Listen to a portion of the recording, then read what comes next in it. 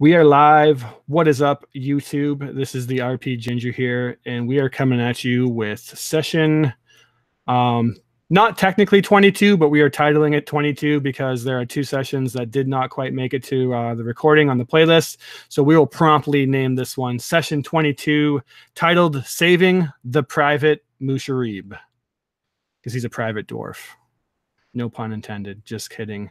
Anyways, this mission is the sequel to one of the very earlier sessions, probably before like even session 10, where a couple of the party, or the players at least, not the characters, other than Bjorn, were helping a albino dwarf by the name of Musharib reclaim his ancestral forge that was taken from him through a volcano eruption and then overrun by fire newts. Bjorn and Menez, and I honestly can't remember the other two, stormed Rackhammer, fighting off hordes of fire newts, finally reclaiming Moradin's gauntlet, the albino's treasured gauntlet of forging, and were making away with a bunch of adamantium before the Flaming Fists showed up and basically stole all their shit because they didn't have a charter, and even were bold enough to take Musharib and have basically imprisoned him in this forge and are using him and allegedly other albino dwarfs to manufacture their current armor that they have been using of recently. So we're going to start this adventure for a little character introduction on the open sea. The party themselves finds themselves sailing on a beautiful day right across the Mistcliff Falls, this towering cliffside that reaches up to the heavens, it seems, and they're just crashing through the waves with their ship titled the Great Bear, named after Menez, the great barbarian warrior who unfortunately passed away as of recently. In the horizon, however, you see another frigate coming your way. Your crew around you that you've hired begins to man the cannons. You hear captains yell to ready themselves. You see that the other ship is making a subtle turn. And as it comes straight towards you guys, you see that there is the Flaming Fist flag waving proudly in the air. And you see these brigand-looking individuals, rough and tumble, looking like they're more than happy to come aboard and onto your ship. They actually open up cannon fire first. As the Flaming Fist have kind of lost favor in Nyanzaru, they have been more or less showing their true colors as of recently. And before long, these two ships crash into each other, and chaos and combat and smoke and cannon fire and the yells and screams and clatters of scimitars are heard over the crashing waves of the open sea. We're going to let every individual here introduce their characters and describe what they're doing on this ship. And feel free to go all out. These characters are pretty high level now, so you guys are capable of some pretty impressive things. This is literally just a cinematic opening to let everyone know who you're playing. So we're going to start with Bjorn, then we'll go Mir, then we'll go Mezerak, and then we'll finish with Ilwi. Go ahead and introduce your character. All right. Well, Bjorn, being the bloodthirsty barbarian that he is, and since he was fairly close to Menez, has had a rough time after her death, and he definitely has a grudge against the Flaming Fist. So when he saw the ship getting close, he was more than happy to get some of their blood spilt. So as soon as the ship got close, he would start hurling his hand axes, and then with a war cry and entering his rage, he would have jumped off the ship and teleported right in the middle of the Flaming Fist and wreaked havoc on their ship. Very cool. And as we see Bjorn just like literally jump over to the other ship and start swathing through with his giant weapon, knocking a couple of men over on each swing, you hear them scream and fly overboard. What do we see Mir doing? So you see this like gigantic sphere of water just go in like a bowling ball and pick up 4 people. And then lightning bolt zap them all, sending them flying.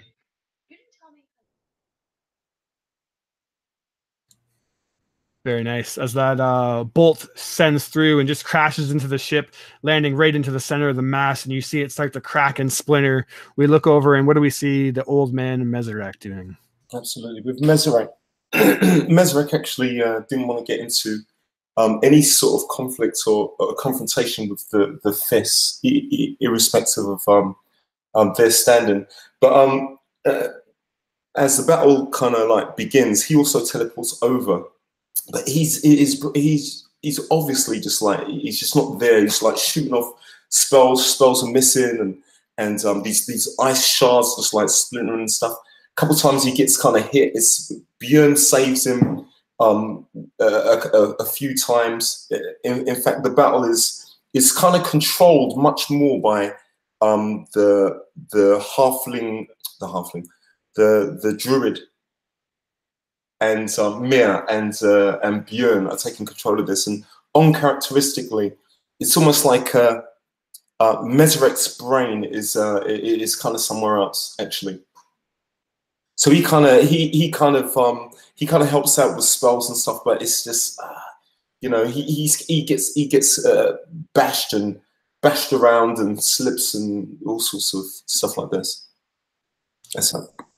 Absolutely. Ilwi, this is supposed to be just like basically like a stealth run mission where you swoop in, and before long you already see, like, you probably come up aboard the ship hearing a commotion, studying through your notes and your navigational tools, and then as you come aboard the deck, you see like a man just explode over top of your head as a cannonball just whips by. You look across and see that you're engaged with a flaming fist vessel, and you look and you see your party literally already overboard on the other vessel, just wreaking havoc on them.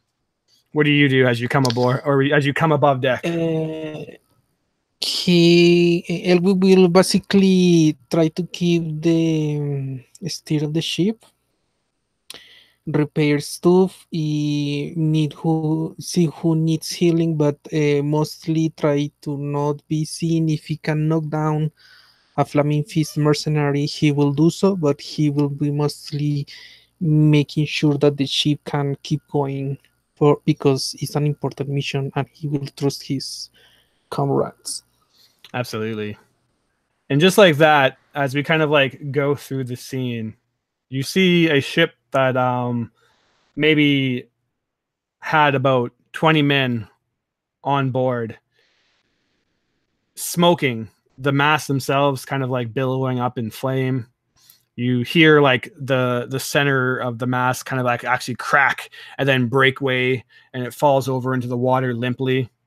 You look around and you see like several flaming fists just kind of like treading water, badly bloodied or burnt. And it's like almost like the flick of a finger. It happens so quick that the fight is now over. And as you're aboard, you see that not too much damage has been done to the Great Bear, and that these individuals seem to be shipping back a cargo hold of armor. And as you inspect, you open up one of the crates and you see that it's just lined with like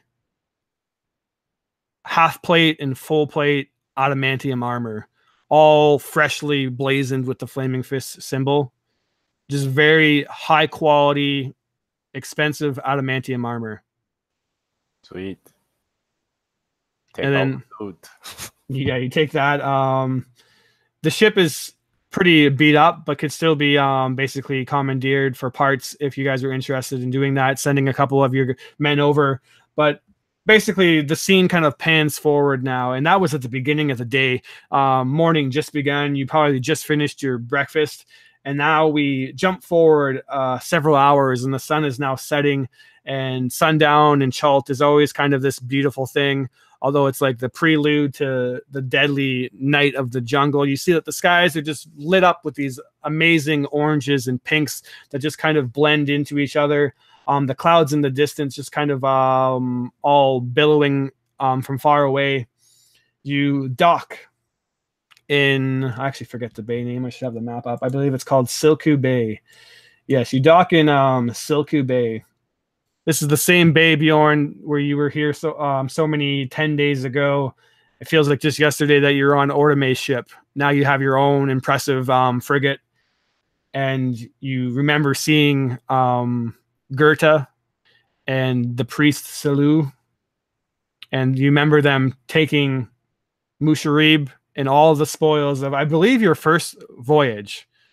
I'm pretty sure that was your first expedition. You guys like made out really good. You had a lot of loot to bring home and sell, and just like that, it was stolen from you because you guys didn't have a charter. You're kind of running through that in your head as you tighten your grip, and you look in the distance and you see this big dark cloud of smoke just seeping out of the center of the volcano up in the Kobold Mountains. And you know somewhere deep up there is Musharib and Harakhammer and more flaming fists that need to meet the other end of your weapon. You're looking at that. Bjorn is kind of like holding onto his weapon and kind of cracking his shoulder a little bit to try and stretch his scar on his back from which he got his name Iron Scar, because it was also in that session that he got badly scarred from the molten iron. Yeah, it still kind of stings as you think about it. The melted iron poured down your back from one of the smelters. An excruciating injury, but now a pretty badass scar. I imagine you kind of smile to yourself, and we jump forward again. You guys travel through the night, being a competent group now. Mere jungle travel isn't as dangerous as it used to be for you fellows, now having a fair amount of experience here. And you've chosen through the Wormheart Mine, where previously a dragon named Tinder lived, a red young dragon, but was slain by actually, I believe, Bjorn and Mesarek and a couple other individuals. Now with that shortcut, basically less dangerous, less dragon infested, you've taken a back route down, spiraling down the center of the Wormheart Mines to the actual area where the dragon battle began, and you follow a minecart track through a waterfall, and you are walking in basically this minecart dark tunnel for what seems like a day or two. I imagine that Mir casts Goodberry. I know she has it when needed to give yourself nutrients, because obviously without that there is not really any food or water in here. Do you want to do that, Mir, just to keep the group healthy, or do you guys want to try to do like a con save to see if you get exhausted from travel? I got some rations, if that changes anything. That helps too, actually. I suppose you guys could probably eat your rations if you had some. I imagine everyone probably brought enough rations to eat. So Mesarek also has Goodberry as a feed. So perfect. One issue that you guys would run through, though, unless you're carrying an absorbent amount of water, is that you need to drink I think it's 2 to 4 gallons of water a day, and rations don't have water in it. We can cast create water as a cleric. Perfect. So there you go. With that, obviously now an experienced group, you're not troubled with these kind of things that early on in your adventures were life or death situations. Now you're prepared, and you make your way through, traveling probably 2 days through this track, this dark tunnel, just lit by, I imagine, the illumination of whatever cast light or whatever spells you use for light. And before long, you see that the tunnel suddenly stops, comes to a dead end. As you approach quicker, you see that some rocks have been blown down and completely slid or landslide into this passage that you were walking through. Big boulders. Mesarek goes forward with his staff, leaning heavily on it, and turns over his shoulder and says, "Alec, will you be able to move these rocks as you did in the fort?" Okay, that was not rocks, that was mud. But Elwick will say, we will let me inspect them to see what can be done here, and he will look to see if they are what's natural. Give me a nature and or investigation. Oh, investigation, that will be good. Sorry. 1d20 plus 27. 27. You are certain without a doubt that this was not natural. There's clearly like signs of an explosion. The rock blasted away, and it seems like someone intentionally blocked off this path. With that roll, can I find the weak points of the Absolutely. wall to? Absolutely. With some time, you can definitely spend away like kind of pulling or breaking away the rocks. That will honestly take you guys about an hour or two, unless you have other means of getting them out of the way. Yeah, if it's going to take an hour, Mesarek will be spending most of his time just casting ritual spells, different ritual spells. For instance, he does water breathing. He does Ruri's telepathic bond just before we head out after that hour. He does detect magic, and he does comprehend languages. Nice. You're banging them all out. You're getting your buffs in before the raid. I like it. What's everybody else doing? Another thing that you've noticed is that the temperature has beginning gradually, but now getting to a point where it's very humid, almost like just like boiling hot. You're beginning to sweat just from doing like basic things. You presume that you should be close by now. Your intel told you that it was about a 2-day journey through the backtrack Ilwi. So you suspect that Hrackhammer is probably just somewhere beyond this explosion. What is Bjorn doing? If it's not done yet, Bjorn would tell the other members of the party everything he knows about his last trip in Hrackhammer, like about the fire notes and the different rooms there were. And then if he can assist Elwi in moving away the rocks, whether it's by if he needs to like move some with his strength or just trying to give a hand. Absolutely. And Mir is the only person to not act yet. Are you doing anything in particular before we send it back to Ilwi? If it seems like it's taking too long or that we're causing too much noise or something like that, she'll cast enhance ability on Bjorn, enhancing his strength so that he can work more efficiently. All right. Ilwi, you see Mir cast a enchanting spell over Bjorn, and I'm assuming just enchanting or enhancing his strength. Yep. You see that his muscles begin to like ripple even more, and he just with ease is starting to throw these rocks to the side. It's still a process, but that will definitely cut down some of the work. Does Ilwi have anything up his sleeve? So we'll basically Ilwi he's pointing out the rocks that should be taken down first to minimize the noise and maximize the work. Absolutely. Let me see if I have a special spell that could be used for. Well, he's familiar in all form will keep watch, and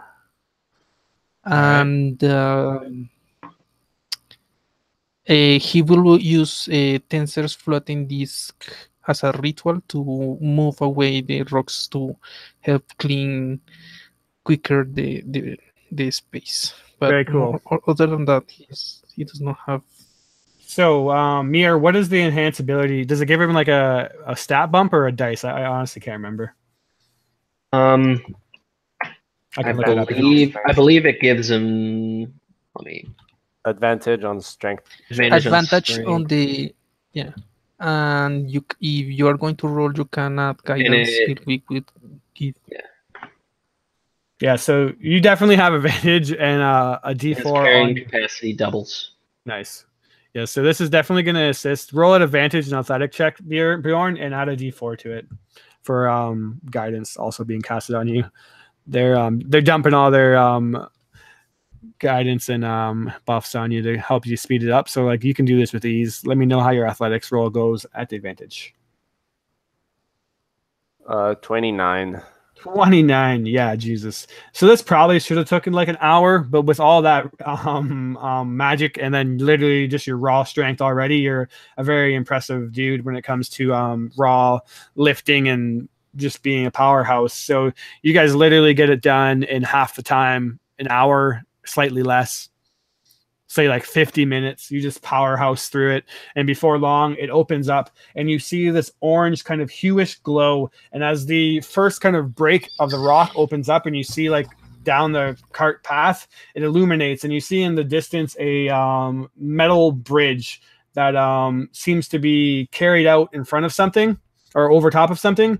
And then as the air just like hits you, it's like the heat just sucks up any kind of moisture or any bit of refreshment away. As that hole opens up, it just, and you feel your breath taken away as it just gets ridiculously like scorching hot.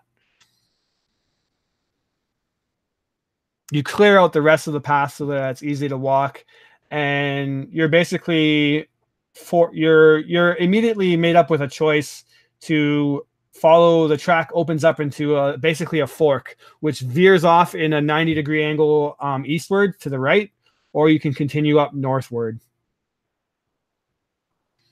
I don't believe, Bjorn, you actually explored this part of Hrackhammer, so this is kind of new territory to you.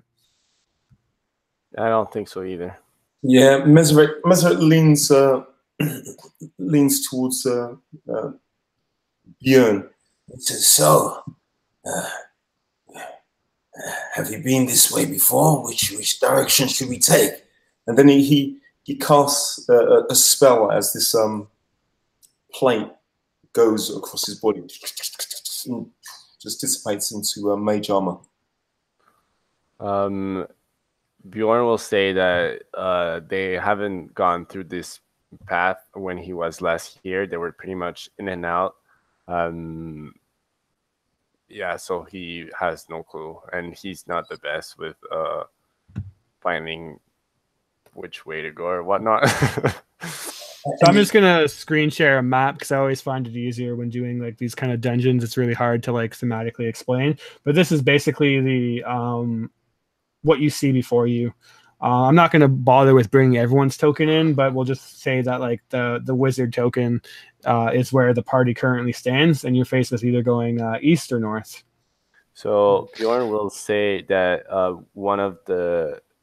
he remembers when getting inside the Hrackhammer at the very beginning, the very first room, there was a car path. So one of these might get to the start of the complex, and the other one somewhere else. But he couldn't say which one is which. Absolutely. And while I'm thinking of it, let's actually establish a marching order. I said I wasn't going to pull in a bunch of tokens, but for at least the sake of a marching order, let's establish that now. I'm assuming Bjorn in the front. Yeah. Okay. And then who's behind Bjorn? Can I locate object now? What are you trying to locate? What do you think, guys? It would be either chains. For the chains, they could be being hacked with, or cuffed with, or one of the specific items he detailed from the two who he is not sure can be here. Could he Yeah. locate How about the gauntlet? professor's glasses? Or Musharib's gauntlet, the magic gauntlet? Like, does he need? I'm not sure how He this did will not. work. He did not sound He needs to the be familiar gauntlet. with it. He what? Needs to, it's I a mean, descri- he can. you can describe a gauntlet that's familiar to you, but if you're going to locate like the exact object, he would have had to have seen it or at least know of it, Okay. or like know like what it looks like. Okay. So yeah, maybe the glasses, like Mir said. But didn't you take the glasses yourself? The issue with the glasses is that since they are prisoners, he might not have them. So he was thinking about either clothes or something they can go. So I need options because I'm going to cast the spell anyway. Yeah, I'm not sure, but I would like to go last in the marching order, if that's okay. Okay, Mir, where do you want to be? Behind Bjorn or in front of Meserac? I'll go third. Third. All right, Elwee, that puts you in second. Sure, he needs to be behind the first place to scout for traps and stuff. He will try. Did the lady that came out of Mesro, did she have anything like distinctive? I say to the DM in turn that we will inspect head to toe what they were carrying, so he could get a specific object he can use the spell. But the only thing mentioned was the glasses. All right, so you want to try to locate, just to be sure, because this wasn't my game, the professor that you guys took the mission with glasses that was captured? Yeah. He got captured with the Mesro lady. I forget what her name is. Yep. But do you have the glasses? Because I thought you took the glasses. If he has the glasses, then they're not going to help. Yeah, that's what I'm saying. I think that didn't you take the glasses yourself? I mean, he was with the professor all that time, so I'm sure he would have been at the 30 feet close to him to appreciate the specific glasses. Yeah, the thing was, I think his glasses fell off. That was the reason why it was like to take the glasses. His glasses fell off his at the end. So I thought you had the glasses. You had picked them up. Yeah, the spell says within 30 feet at least once. That's good. Okay. Or general cuffs to see if there are prisoners here. That's a good way to go. I think. How about one of the ladies' piercings? Yep. Decide something though, because you guys are just kind of standing here, amongst yourselves. So can I get roll an intelligence check of some sort to just Elwick pick one good choice? Because if not, the only other option is just the cuffs. Up to you. Like, you're a smart individual. What you remember is what you would know. Yeah, you just go for the cuffs. Yeah. Then Cuffs? yeah, he will cast a locate object looking for cuffs. Maybe in movement, but it will be a general. Okay. So yeah, after you spend a little bit of time, or it takes an action actually, so no, it doesn't take a long time. You do get a ping of some manacles or cuffs coming from the northeast, a good distance away. I'm not sure does it even tell you the exact feet? As long as it's in 1,000 objects of you in motion. Yeah. So yeah, you're getting a ping over in the northeast region. Okay. He will communicate that to the party members and say it's around that area. Doesn't help us much. So Bjorn will say, unless anybody has a better idea, we'll just try and go straight and see what gets us. Should we go stealthy? Yeah, for sure. If you want, you can go first and look for traps, as they probably broke the entrance and set up, like they knew somebody could come from there. So maybe checking for traps would be good. But I will not be using detect magic. Could the mage tag along? Detect magic is just it's always on if you cast it. Okay, so ritual cast it and then.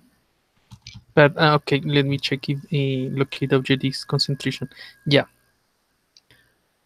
I cannot. I will not be able to use detect magic because he will be focused on the objects.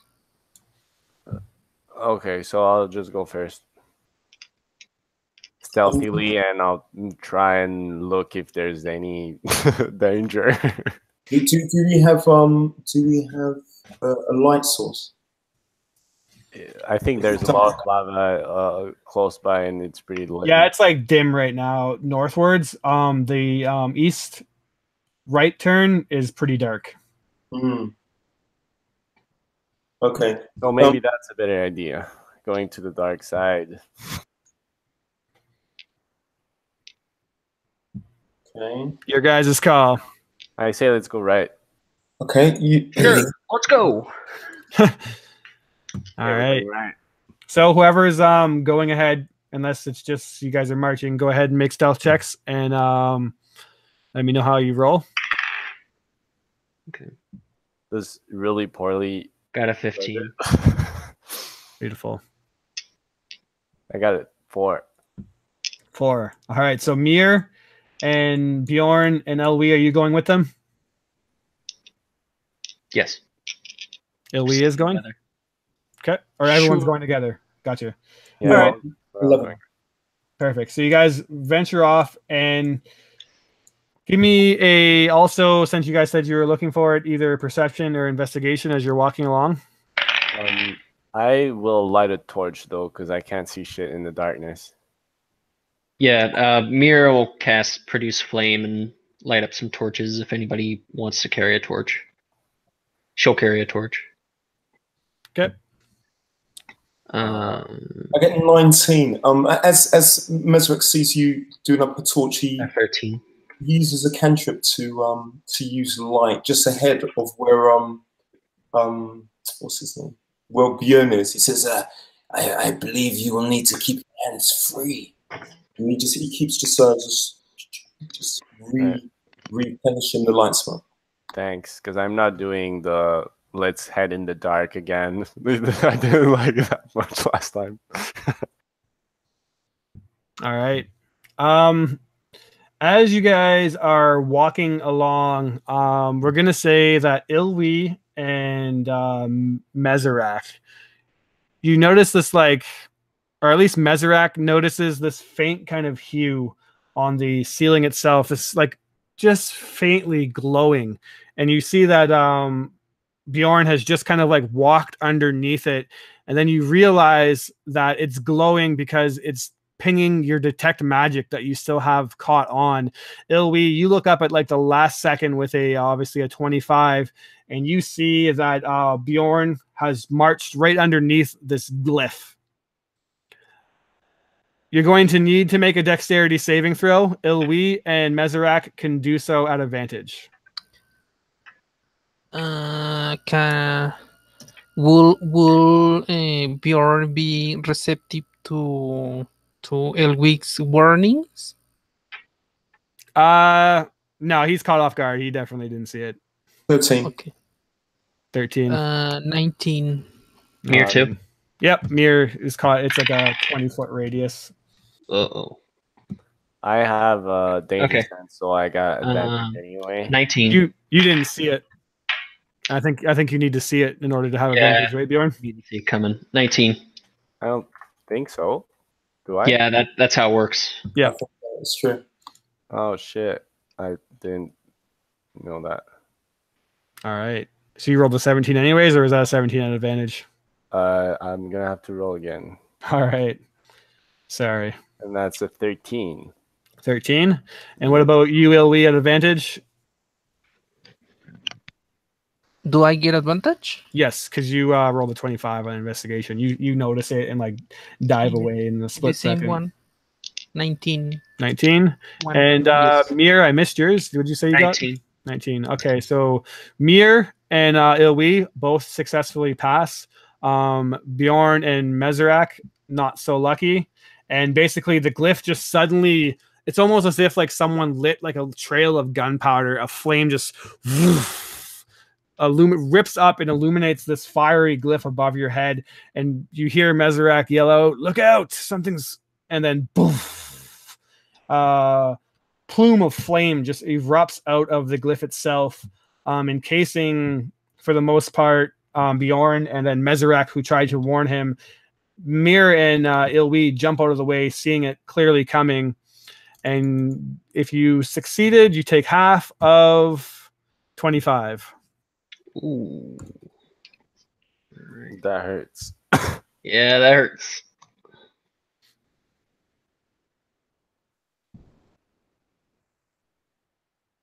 Just Alright. fire kind of licks up and just illuminates the cave for a good distance, sending out this flare. You see as it does so that it illuminates the track continuing on for a good while, but then opening up into a northern kind of crevasse. These narrow tunnels, they're actually kind of small as you start to get into it a little more. And obviously, as you are, what do you guys do as, like, after just being licked up by this flame, your clothing and whatnot scorched badly? Mir will pop on healing spirits and hand out some healing. Nice. 10d6 healing as we're walking along for a minute. You say 10d6? Yeah, it's d6 per round. Whew. For a minute. Spicy. All right. So go ahead and roll that. Okay. What trap? I don't feel no trap. Well, it's great out of combat, not so great in combat. Yeah, Meserac is like just trying to put out this just the flames that were on his. While he does that, his spell cantrip obviously dissipates for a while. Gets to his feet. He says, "Sorry, my head has recently been. There's so many other things I'm thinking about. I need to focus." He says, "I need to focus." As he reignites cantrip spell being healed by the halfling druid. Elwig loses his concentration on the locate object. He rolled a 5. So yeah, it just kind of fizzles out on you.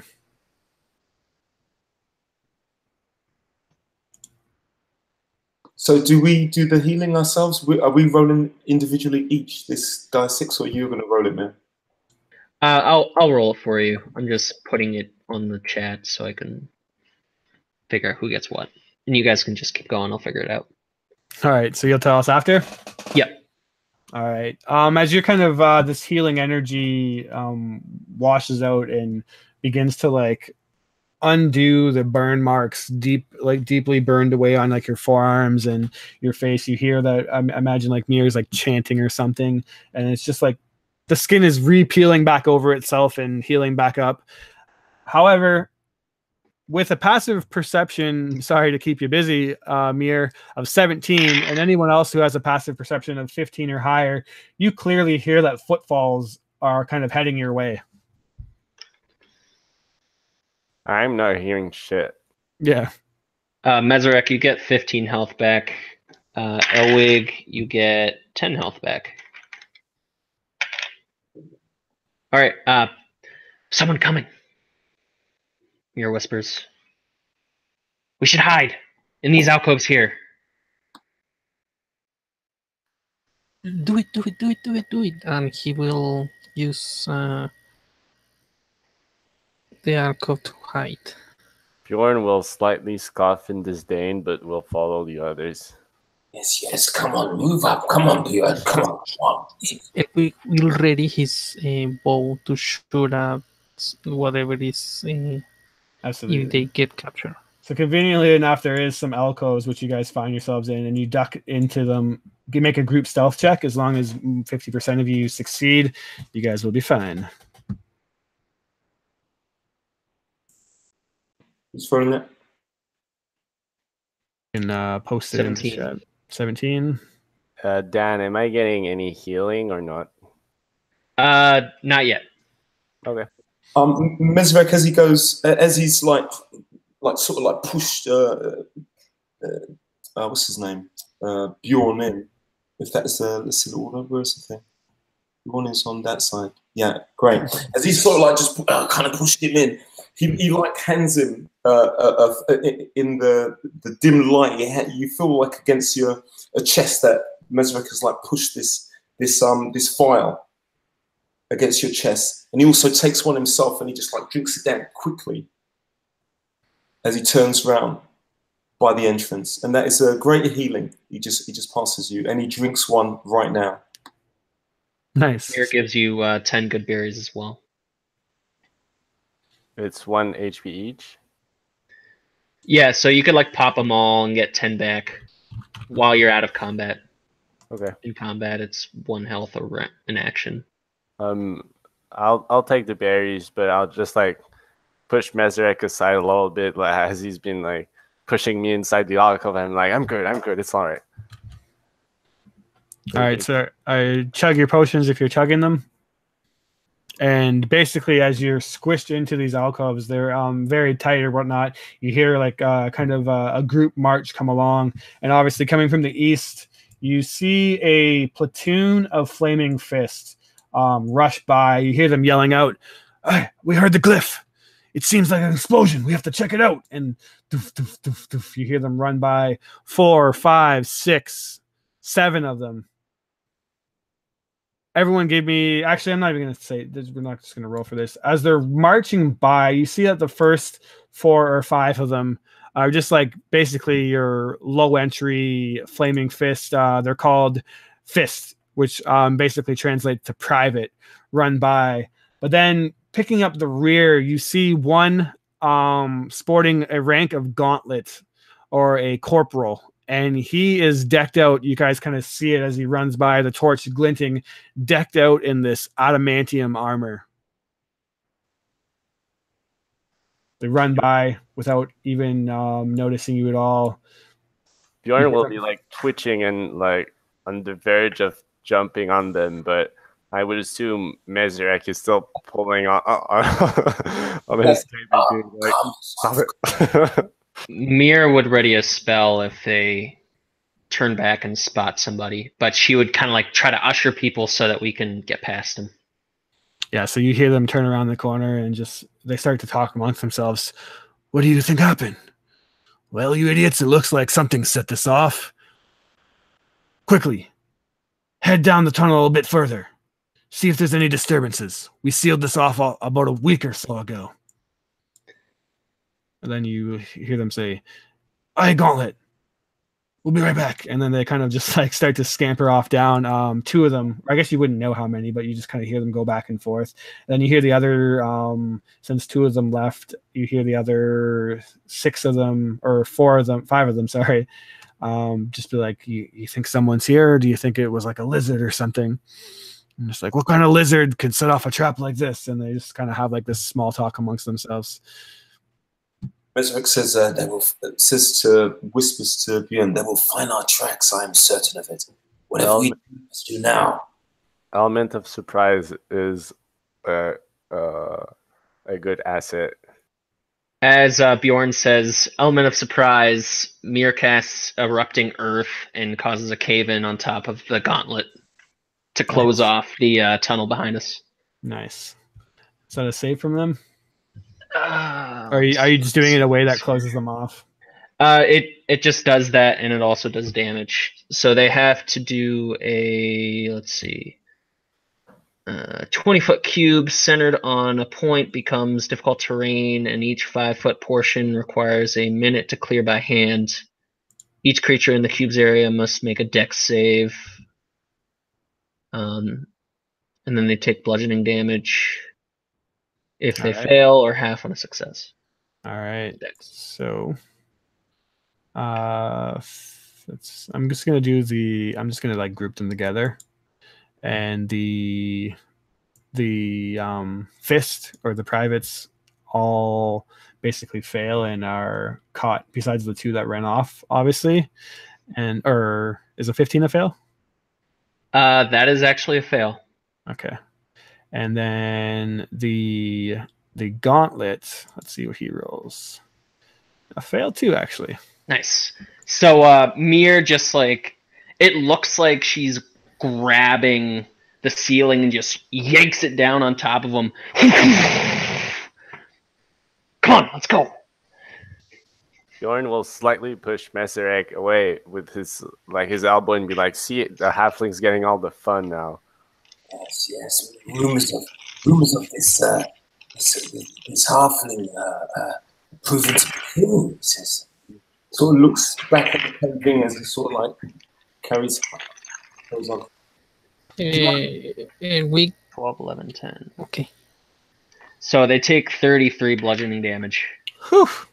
Yeah, you definitely hear some bones crunching and smushing, and then the yells of terror, and then silence. Do you stand around and wait to see if any commotion's made, or do you just take the opportunity to continue forth? It might be a good idea to question the gauntlet if he's still alive. Yes, a good idea, Mia. Good idea.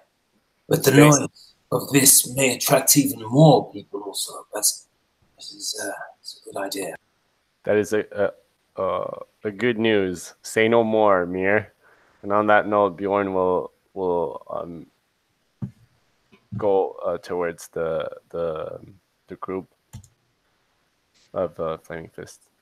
Elwick will tag along, covering his flank with his bow, being like 10 feet away. So just to understand, you guys are going back and trying to dig up the gauntlet? Well, how like, I'm not sure what's the spell. How bad is it? It's like rocks and boulders, but it shouldn't be too hard to like drag the guy out. It's a 20-foot cube, so I mean, yeah, it's probably worth it.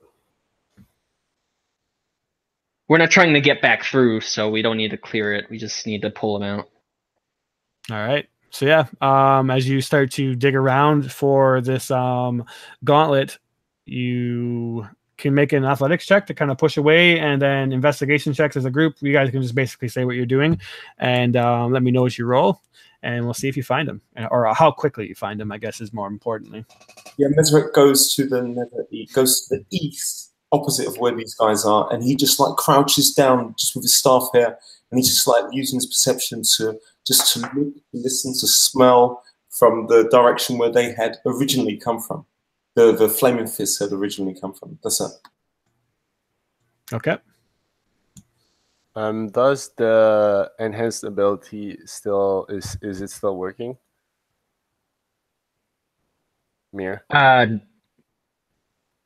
It's Actually, yes, because I haven't used another concentration spell yet. Cool. Well. Oh wait, healing spirit is. Sorry, so no. Okay. Well, whatever. The second roll was worst, so whatever. I'll just use my first one. So it's 13 on my athletics as I'm digging through the boulders. Guidance. I posted that you get guidance. Sorry. So add a D4 to that roll, Mr. Bjorn. So that's 16 total. 16. All right. So yeah, a minute passes. 15 in investigation. Bjorn or Mir, are you looking too? Oh, sure. 18. 18. 2 minutes pass. 3, 4, 5 minutes. Mesric says, with the mental link between all of us now, says, hurry it up. No one's come yet, but in time, I'm sure they will. 6 minutes of kind of lifting up rocks and throwing them away. I forget how effective the spell was, but it only takes a minute to clear away each 5-foot square. Okay. So all right, and it was so what radius? Took 4 minutes. It's a 20-foot square. So we'll say we'll still say 5 minutes, because obviously like it's like buried, and like who knows actually where the guy is. So you guys are like slower in looking, but we'll say 5 minutes passes, and you see like a weapon buried underneath, and you begin to peel it away. And at first you think it's another dead body, but then the guy lifts himself up and goes to like put himself in an attack stance. What do you guys do? You still have the upper hand on him, so you can do it. You can get an action on him, or technically a surprise round if you wish to. I would like to knock him unconscious. All right. We need to question him. Or maybe grapple him. You said 33 damage, right, Mir? I know it was a while ago, but Yeah, it was 33. all right. Okay. Yeah, make a grapple check if you want to. Okay, I'll try and grapple him. So what is it? Strength? Yep, if you want to, or yeah, it has to be strength for you. He rolled terribly. Okay, so I got 16. Yeah, he's a pretty strong guy, but you caught him off guard as he's like kind of like was trying to pick himself up. You're on him quickly. You tackle him back down to the ground. Will we put dirt in his mouth so he cannot? All right. Yeah, you scream. rush over and you stuff something down his throat, and you just.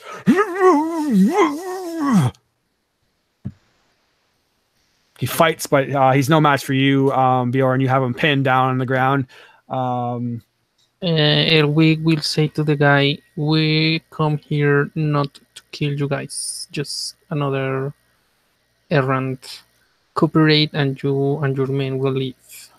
Thinking telepathically, Bjorn will say to the others, well, I am, but will not say it out loud.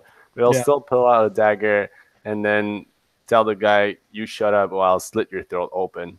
Yeah, and as you look at him, he's this man with this kind of like a large head, but it's a really defined jawline, almost like straight line, this massive kind of chin, just a huge head on this guy, a bit of wrinkles underneath his eyes, and he's just profusely sweating, and his hair is kind of black and a little bit messy and short, but it's just like so messed up from the sweat, as he's obviously during this big ass armor in an incredibly hot area. You just smell the stench of sweat on him as if he hasn't bathed in a long time. And he just has like a hatred in his eyes as you guys have taken the upper hand on him. You can tell that he's not used to being surprised or being a big kind of muscular individual himself. He's not too keen that you have the upper hand in this grapple, Bjorn. Is human? He is human, yes. So are we in the darkness? Can he see us? I imagine, unless you guys are making a drastic effort to not see him. Otherwise, Bjorn would have had a hard time grappling him. You would have needed light to check. Yeah, we're definitely in light. I would have brought a torch. Yeah, but what's his name? Mesarek has cast his cantrip, which is a distance from where he is, because I'm here, you guys are here. He casts it where you guys are, so in that direction, so you guys can see. And he's sort of a bit in the dim light of it. Does it Can you look cast like it Sorry. in the eyes of the guy so he cannot see us? What's the question, sir? I'm probably gonna kill him off afterwards. I don't think it's very necessary. All right, so he's kind of kicking around, dirt in his face now, and cuts as a rock seemingly hit him in the head. He has a big gash from a boulder hitting him on his left temple. And obviously he's gagged right now, so he can't say anything, but he's just kind of looking at you. When he realizes he's not going to break free, he kind of settles a bit. I will ask somebody to, well, if he looks like he's settling down a little bit, I will like put the dagger up against his throat and ask somebody to dig out the dirt from his mouth so he can speak. And, Yeah, Mir just ungags him, and as you guys are asking questions, she'll check his pockets. Perfect. Give me a perception or investigation. Investigate. Perception, definitely. Okay. 24. 24. Perfect. You, unfortunately for me, actually catch him as Bjorn has him like bear hugged. He has his hand in like his left pouch, and he's trying to sneakily fiddle with something. I grab the pouch. You grab and rip it away. He scours at you even more and just coughing up. Fuck you. Give me that back. She checks inside. You definitely see what resembles a smooth stone inside of it. Oh, I know what this is, he says. Trying to call back home, eh? Says, you're fucking cowards. Sneak up on us. Kill my men. Did he use it? Did you use it? He got caught before. Okay. I'll ask him, where is the albino dwarf? I don't know what the fuck you're talking about. Are there any captive held inside the mine? Elwick will kick dirt in his eyes, in a threatening pose. Speak. Ah, you bastard! I ain't answering anything. I'm loyal to the fist. Mir will kind of like use insight to try to figure out what drives this guy, while they're kind of like trying to get something out of him. Yeah, he will say you're aligned with murderers and deceivers, thieves that use that take from people for no good. That it does not please us. Coming from a coward who just rock slided 5 of my good men. If they were so good, they wouldn't be dead. She says. She's trying to get a rise out of them. Ooh. He'll say, so just tell us where the prisoners are, and we'll be done with this. He says, all right. Tell your fucking big bear man to let me go, and I'll tell you. No, tell us now. What'd you roll on insight? What is this? 23. 23. Definitely a proud man who you can tell just by how muscular and big he is that he values his strength and is very kind of upset to be overpowered in this situation. He's not embarrassed, but he feels like you guys shouldn't have got the upper hand, and he's pissed about it. You can tell that he's a man that wouldn't think twice to snap your neck if he got his hands around you. You look at his big bear paws for hands, these big massive like sausage hands that could just wrap around your neck and squeeze with ease. You can tell that he would like nothing more than to do that to any of you. Listen, I know that your group is nothing more than a group of mercenaries here for coin. Do you really want to die for a woman like Liara, who's dragged you here and left you in this state? Gotten your friends killed? We've no qualms with you, we just want to get the prisoners. Tell us where they are, and you can go back the other way. Make a persuasion check. Does he get advantage or persuasion? Or can I do it? Oh my god, what a fucking crit! 19. 19. Nice. Nice. He says, how do I know you're not just going to slit my throat the second I tell you what you want to know? What's to stop us to do it either way? Exactly my point. I'd rather leave you guys fucked with my throat slit than help you out with my throat slit. Make you a deal. Tell this buffoon to let me go. Slip me a little coin. How is Bjorn looking? Is he ready to, or is ready? Or is willing to let him go? I will tell him, as a fellow warrior, I give him my word that he'll get out of this alive if he answered, and I also give him my word that if he doesn't, I'll stick that dagger up his throat. Are you being honest or are you being deceitful? No, I'm being honest. All right. Do you give me? Okay, so yeah, I can roll intimidation if you want. Yeah, sure.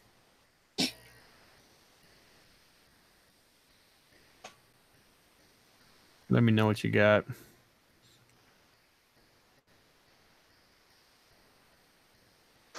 I have 23. Nice. That's pretty good. Yeah, he can tell that you'll kill him. So he says, all right. Let me go first. Give me some distance. I already know that your casters are capable of killing me. Give me 10 feet. I'll tell you what you want to know. how much time takes to take down the armor? Take down what? Sorry. The armor of the guy. What is he wearing? He's wearing half plate adamantium. He's buried as well. I doubt it's a possibility. Okay. What do you guys think? Should I let him go? Meserick says, "You decide." And out of character, I'm curious because Meserick is where they came from. Is that right by that opening on the eastern side? And where Mir just broke down, just made a cave in. Is that blocked? So which direction is he going to be going? Is he going to be going in the direction where Meserick is, or is he going to be going? I figure he would be going south, like out. Okay. Okay, I guess I'll let him go and like still keeping in reach of my glaive instead of in case he tries to do anything funny. He backs himself off, pats himself down. All right. I know that they got the dwarf, a couple of dwarves actually, pale skin. They've been working them real hard making these, and he clank, pats his adamantium armor. They're real good at it. This is some of the finest armor I've ever seen. They have them stationed up in the forge area. And Bjorn, you've been here before, so I'm just going to kind of zoom up, and you know that the forge is in this general area. Okay. So if you can make it back to the smelter room, you'll basically know where to go from there. So I'll ask him if the eastward path gets us to the entrance of the mine, and where does the other one? He says, well, the eastern pass will get you there, but it's going to be heavily guarded. There's a lot of men here. I don't think you'll make it to the dwarf without being seen, so you better be ready for a fight. Bronson is running a tight shift. They're preparing for something. And the northern path. Northern path's probably your best route. It'll loop up and then wrap around actually right into the smelter. Yeah. I'll take out I'll roll insight. Yeah. 25. 25? All right. Hold on. Trying to play me, funny man. Trying to play me, funny man. He seems, you just faintly catch it, but he seems to be holding back some kind of information. What If else there are other prisoners? are you withholding? Or I'll have the earth elemental smash your head before you can get 5 feet. And she'd be bluffing with that, but he doesn't know that. All right. Yeah. He says, all right, fine. The bridge is trapped. How? Another one of those glyphs set to actually blow away the bridge. Make it plummet down into lava. Anyone stupid enough to cross it. Which is why it's not guarded. Are there any other captives in the mine? This is all I know about is the dwarfs. Lyra sent word, along with Bronson, that we're gearing up, making the dwarfs work extra hard. Seems like she's got a big expedition planned. Rumor has it she knows what the Lost City is. Unless we have other questions for him, Bjorn will take out a ration from his pack, throw it at him, and tell him to head straight down, and he'll emerge in about a 2 days walk.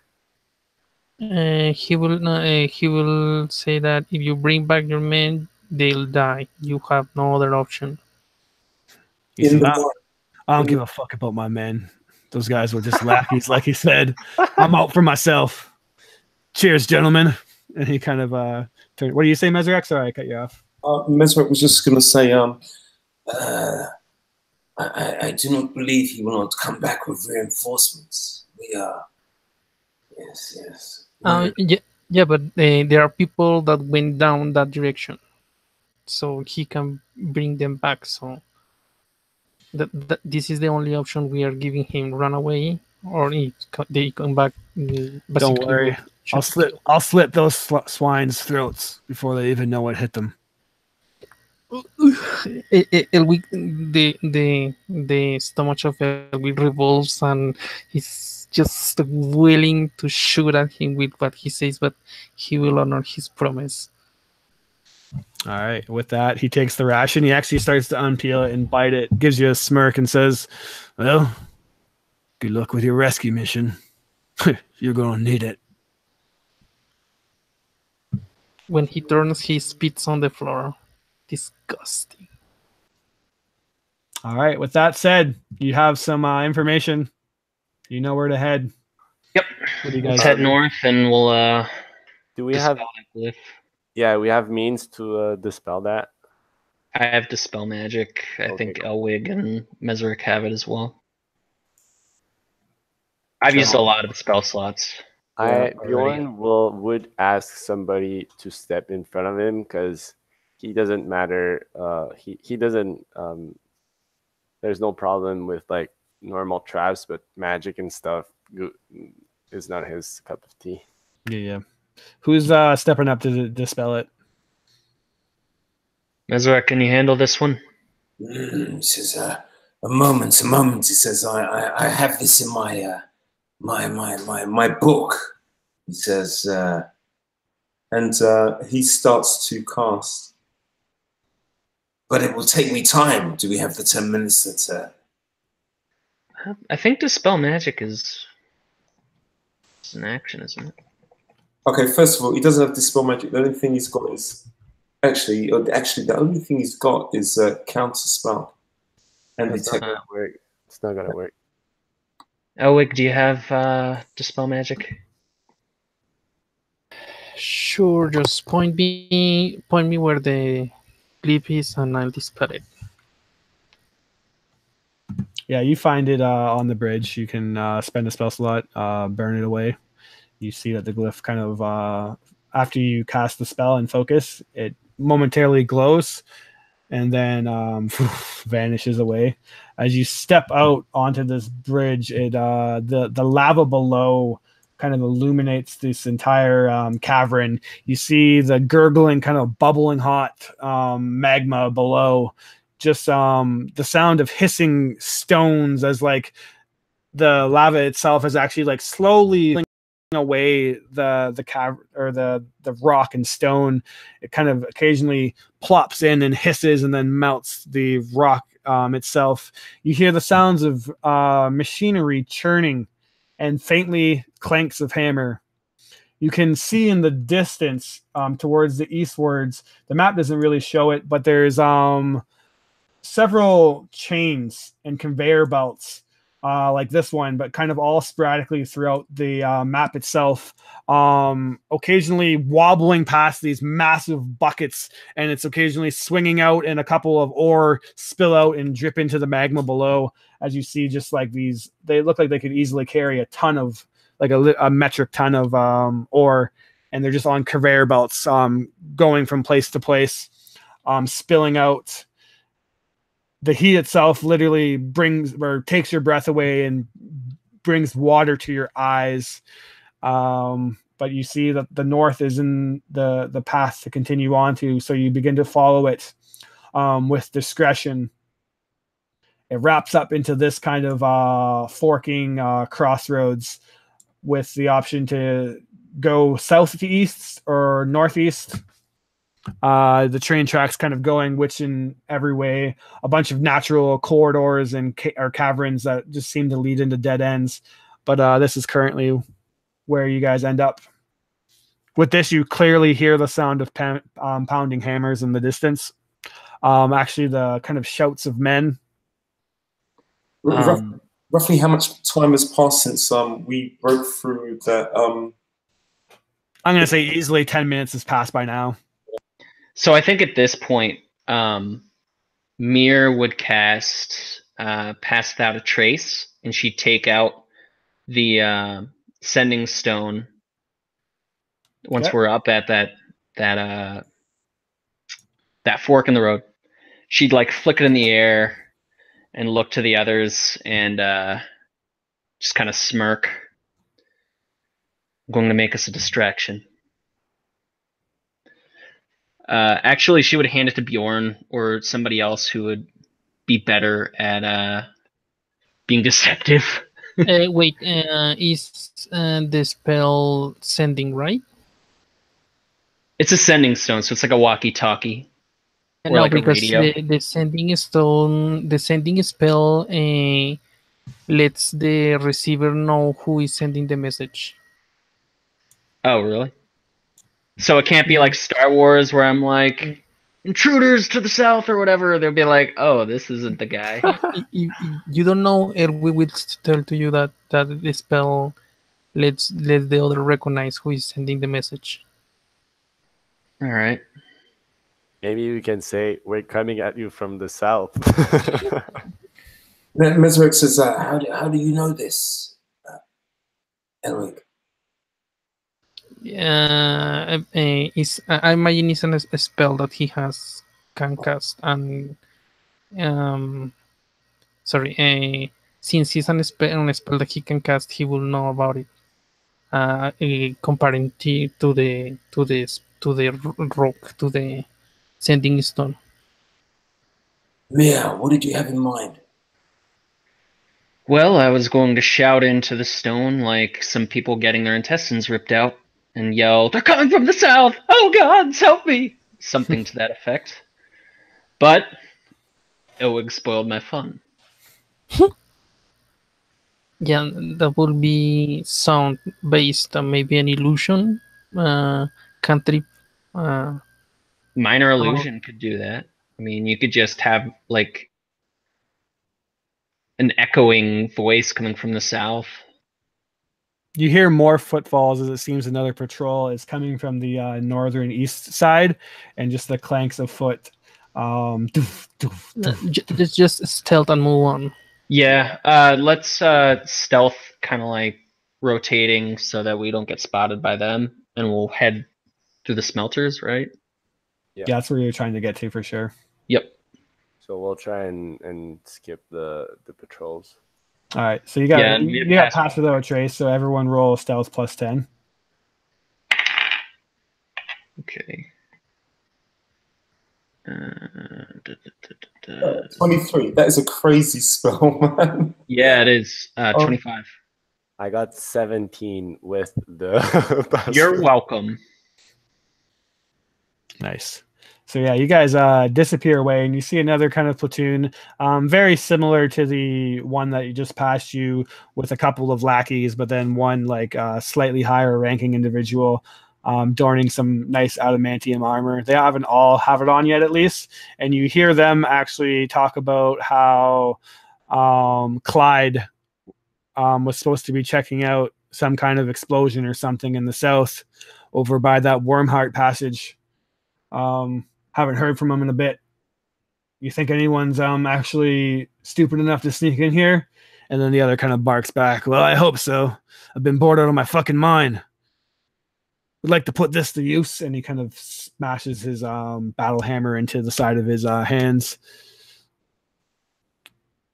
Yelling at those dwarfs is getting old real fucking quick. I swear they're going to pass out and die any minute now.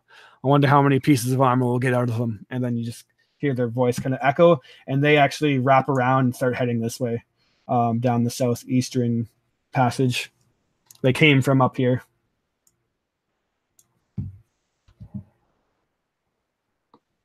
If I'm not sure if Bjorn has been through these places, but if he like has an idea of where to go, I guess he would lead.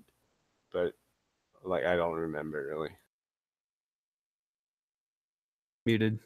Give me a insight check and or history, I guess, to see how well you remember the place, because obviously like you were fighting fire newts pretty much the entire way through, and it was a rather quick thing, so you don't really know how much you remember. Don't think you were in this area precisely, but you can give me a insight or history check, Bjorn. Or anyone can give me your... Go ahead, sorry. Could we use guidance to aid? Yep, definitely. Mesrick just says, yeah, like this, and as just after casting his guidance, he says, "Go with your instincts, Bjorn," because he sees that hesitation in Bjorn. He says, "Go with your instincts. Choose a path." I got 17. 17. Factoring in the hammer, also the hammering sound seems to be coming from the north. You kind of remember that yes, the smelter probably is this way, northwards. All right, so I'll tell that, and I'll start moving forward stealthily and trying to not get seen. Yeah, so I just have the one token just to kind of give you guys reference where you are, but I'm assuming you're keeping the marching order pretty much the same. With Pass Without a Trace now, it'd be pretty dang hard to fail a stealth check. So you're able to make it up to the smelting room itself. Let me get this map positioned in a handy way. And what you see is the hammering grows louder and louder, but it does not seem to be coming from this chamber that you're in. You currently see an enormous, or the chamber is enormous and rectangular in shape. It's a working smelter, actually. You see that they're burning away raw ores and minerals and melting it into molten iron. Bjorn, you especially remember this room because one of the fire newts grabbed from one of the smelters a pot of molten iron and dumped it down your back. So you remember that, and you see that the smelters are actually still working and actually in better shape than ever. The fire newts didn't really know what they were doing, and they're kind of taking poor care of the area. But these flaming fists seem to have it in good working shape. You see a couple of albino dwarfs working at this bench, kind of just breaking down more minerals to get it into a more refined state before chucking it into the smelter. You see that 3 of them look very badly malnourished and like almost kind of scrawny, opposed to how dwarves are supposed to be big and burly. These guys look like they've lost weight. They're manacled up. Also in the room, you see what looks like kind of making his patrols is someone that clearly looks like some kind of caster. He is wielding a quarterstaff and he's walking around. You see, for Bjorn, a familiar face in the priest that was named Salu. She was kind of a priest of Helm that was like second in command to Gerda at the time. She was actually there when your group was robbed. And you see several other guards kind of stationed around the room. A couple over here at the desk. And then a big-ass looking armored motherfucker in full plate, full adamantium, just bitching and moaning of how fucking hot it's here. And he's going to literally crush someone's skull if he doesn't get out of this place soon. He's tired of it. What would be his ranking? Give me a quick perception check.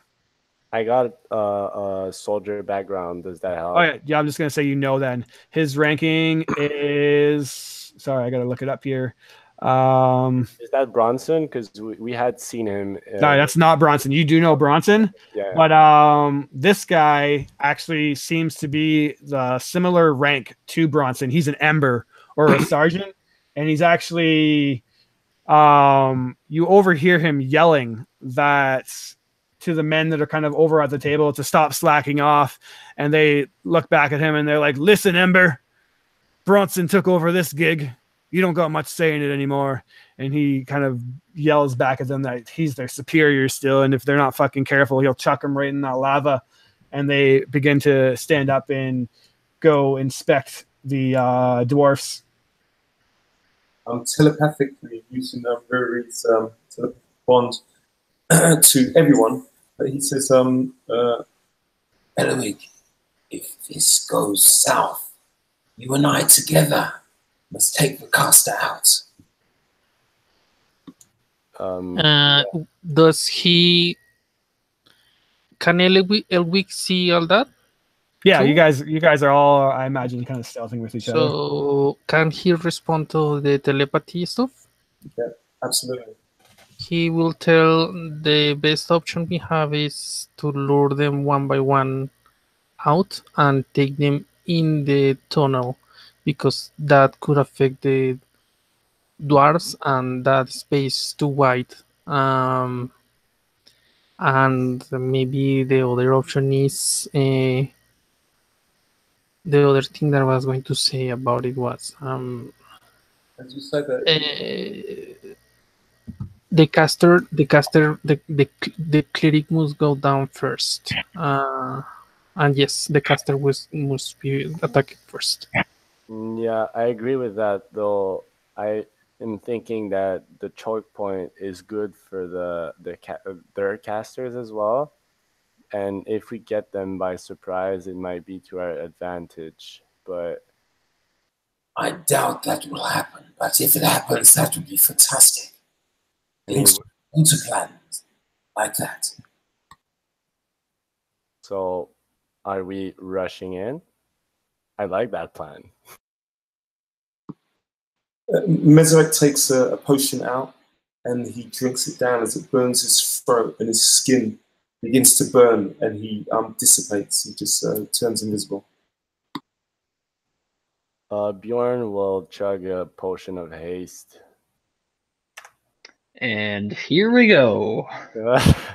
That's what I'm talking about, guys. Unless we should spread out. We shouldn't get stuck here. Unless somebody disagrees, Bjorn would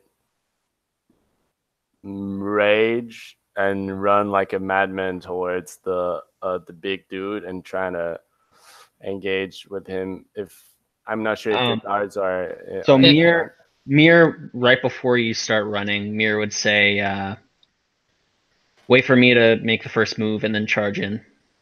Would you accept the advice that Elwi gave, that the casters must go down first? Yeah, I think the casters should just like basically open up, and then.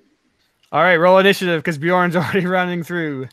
Well, I did say unless somebody disagrees, so I would wait if Mir would tell me to wait. Do we still roll the initiative? Yeah, Elwi will tell you that. Tell everyone casters first, whispering. Yeah, basically, like all the ranged guys go and Bjorn runs in. That's the idea. All right, roll out initiative up, folks. 14. Okay. Got a 21. All right, 14 on Bjorn, 21 on Mir. What do we got for Lily? Or Mezrek? Whoever said it. 12. And Ilwi? You're muted if you're trying to talk. Yeah, I was saying more like everyone attack the casters first. And what is your initiative? 13. 13. There we go. All right. 51 I gave you on initiative. Yikes. All right, Mir, you're the first to act, actually, so you actually get to it before Bjorn runs out and causes the scene. So you can hold your action if you want, or you could step up and instigate this fight. I think she's going to step up and instigate. She's going to cast Watery Sphere, catching the south guard and the guy to the right. Okay. Basically in that square that's adjacent to both of them. Okay. Everything within 5 foot radius needs to make a strength save. All right, strength save. Let's do it. I got character sheets galore up right now. Let's get this out of the way. Guard made a natural 3, so he's not going to do it. And the Ember, oh my god, rolled a 2. So he also. So they are both restrained as this like gigantic, just like crystalline ball of water. Just all the humidity just closes together and then forms, and like their eyes grow wide as they're suddenly just like subsumed by this this orb that floats above in the air. Let me see if I can actually move this. It's an action. Okay. So they are restrained. At the end of their turns, they can repeat the save, and it can restrain up to 4 medium creatures. Nice. Let's see, and I can use an action to move it 30 feet. Okay, that's pretty good. So next turn, I'm gonna throw him into the lava. Bjorn, Oh shit. you see this literally like the water actually begins to like steam and like evaporate, but then the magic nature of it just kind of like resumes the size of this watery sphere as it kind of endlessly is steaming and evaporating. The guy that you were about to run up to is actually engulfed in water as Mir steps up and casts a spell. And I'll try to go in that little alcove so I get some cover from the caster. Okay. And those guys are both restrained, so you'll have advantage. Okay. All right. Well, seeing as the guy is in the sphere and recognizing the priest from that very first adventure where they basically got really badly robbed, Bjorn will spin on his heel and like barrel through right to the priest. I am moving 80 foot, so I'm guessing I can get there. You would guess right, my friend. And by doing that, I will shout his name and unleash my fury upon him. All right, you will provoke an opportunity attack from the guard as he's kind of just in the way. Is that okay? Yeah, that's cool. All right. He definitely hits you as I rolled a natural 17 plus modifiers. I got 20 AC as modifiers more than that. Yes, actually. Well, Okay. 20 AC. Holy fuck. Chris, are we in a surprise round? Yeah, I guess you are technically. If we are, anybody who hasn't acted yet can't use the reaction yet. Right. Okay. So I can use my reaction, but nobody else can yet. Got you. All right. Including my guys, is that what you're saying? Yeah, once they move the first I time, then I got you. Okay. He doesn't hit you then, so go ahead and smack away as you charge through the room. All right. I will swing recklessly. All right. Oh, that's bad. So that's yeah. So that's 12 to hit. Okay, that's probably going to do it. No, it's not actually 12. I thought you. No, definitely not. She pulls up her what is she wielding? Mace at the last second and kind of blocks it. Sparks kind of fly as she two hands it and just narrowly kind of comes forcing down on her face, but then she pushes it away, completely shocked and dumbfounded. And then she just looks you in the eye and recognizes you, but doesn't like know necessarily how yet. All right. I will roll 15 on my second roll. That will scrape by on her and get through. Yep. All right. I will roll damage.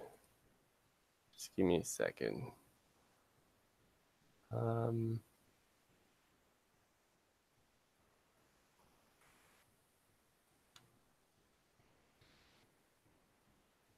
So that's 31 points of damage. Whew. Describe what it looks like as she recognizes you just before you finish her off.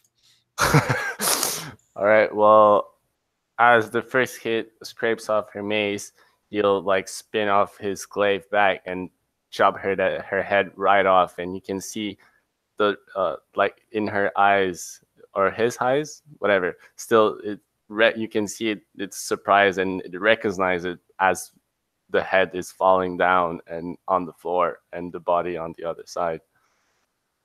Nice. If I have still movement left, I would go towards the mage. Yeah, if you can move 80 feet on your turn, you can get there. All right. So I'll swing at him again as well. So that's my third attack. I got 18 to hit. That's gonna do it. That's 20 damage. Okay. And then my last strike is 23 23 to hit. Also gonna do it.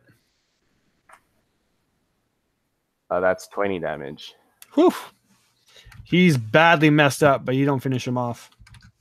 All right. All right. Since it's gone to that, I will use my action surge to attack twice again. All right. I'm getting that mage. So 20 something to hit. Okay. 23 damage. All right. That's going to take him down. All right. So just like barreling through, he's going to slash him twice and then skewer him and like lifting him right up in the air and smashing the limp body down on the floor with a mighty roar to Tempest. And that's right. it for my turn. Nice turn. LB, you're now up. It wasn't the next one. Okay, yeah, sorry.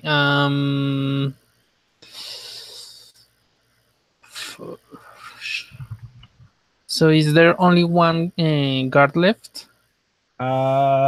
Still 2 guards and Ember left. Yeah, he will. Sorry. You want to delay your?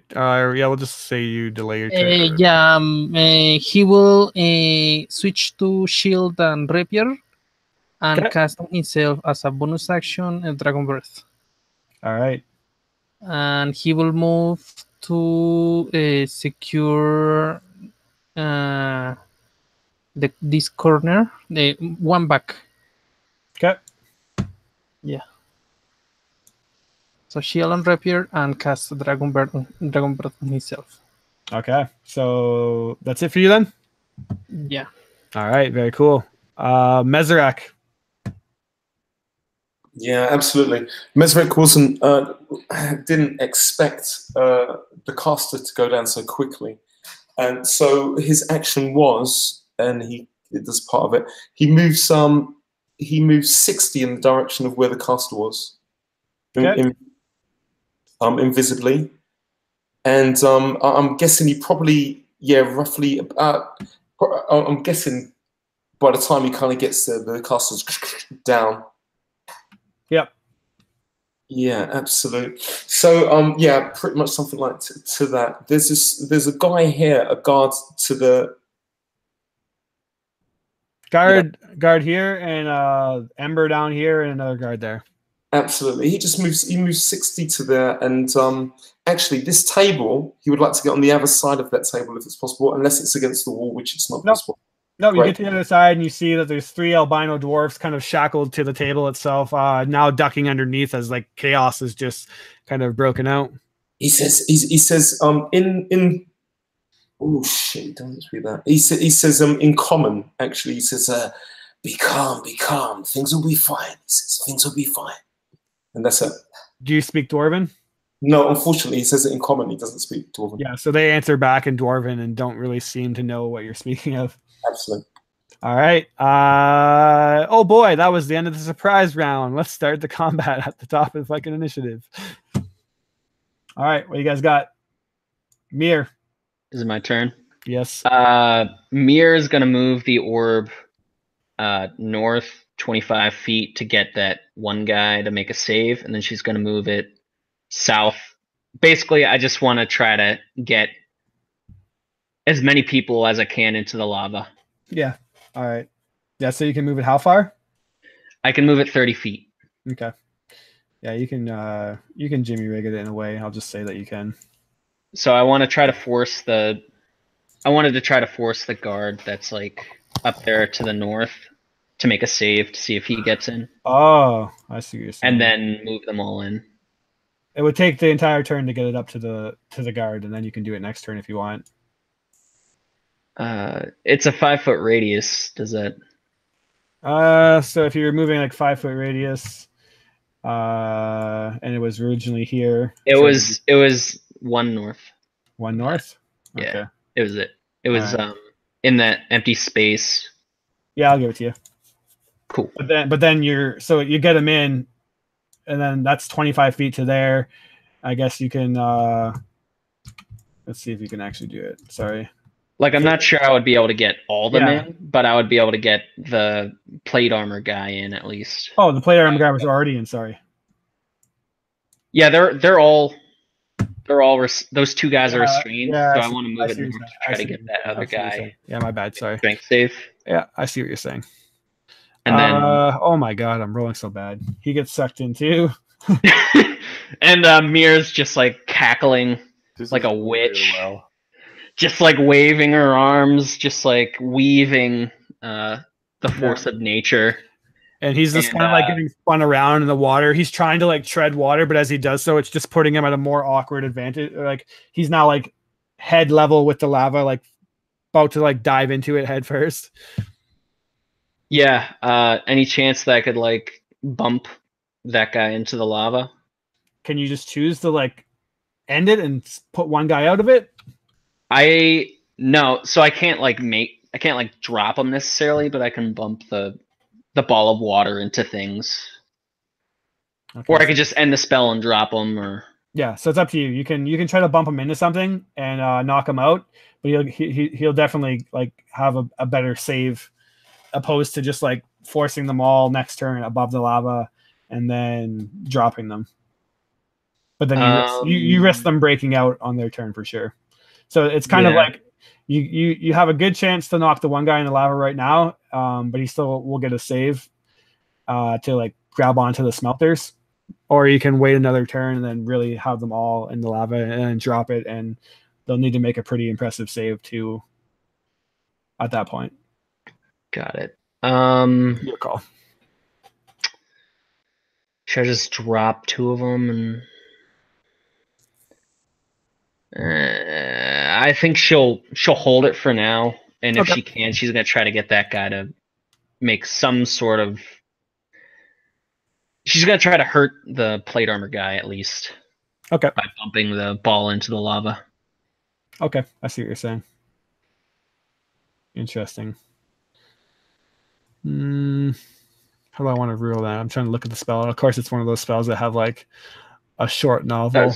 Yeah, it's a super long description. Basically, she can move it around and bump it into people to make them save and get restrained. And once they're restrained, she can like move it around. So okay, so I'll say you can put it close enough to the water that it'll actually, or the lava that it'll actually. I want to try to boil it. Yeah, exactly. Yeah. All right, so with that, he will just make a like. What does he even make at that point? He's pretty much fucked in the water. I'm just gonna say you do some damage. Just do some boiling damage. I'll give you, since it's just starting and this is happening like in 6 seconds, but it's so hot that you can do like 2d6 boiling damage. All right, cool.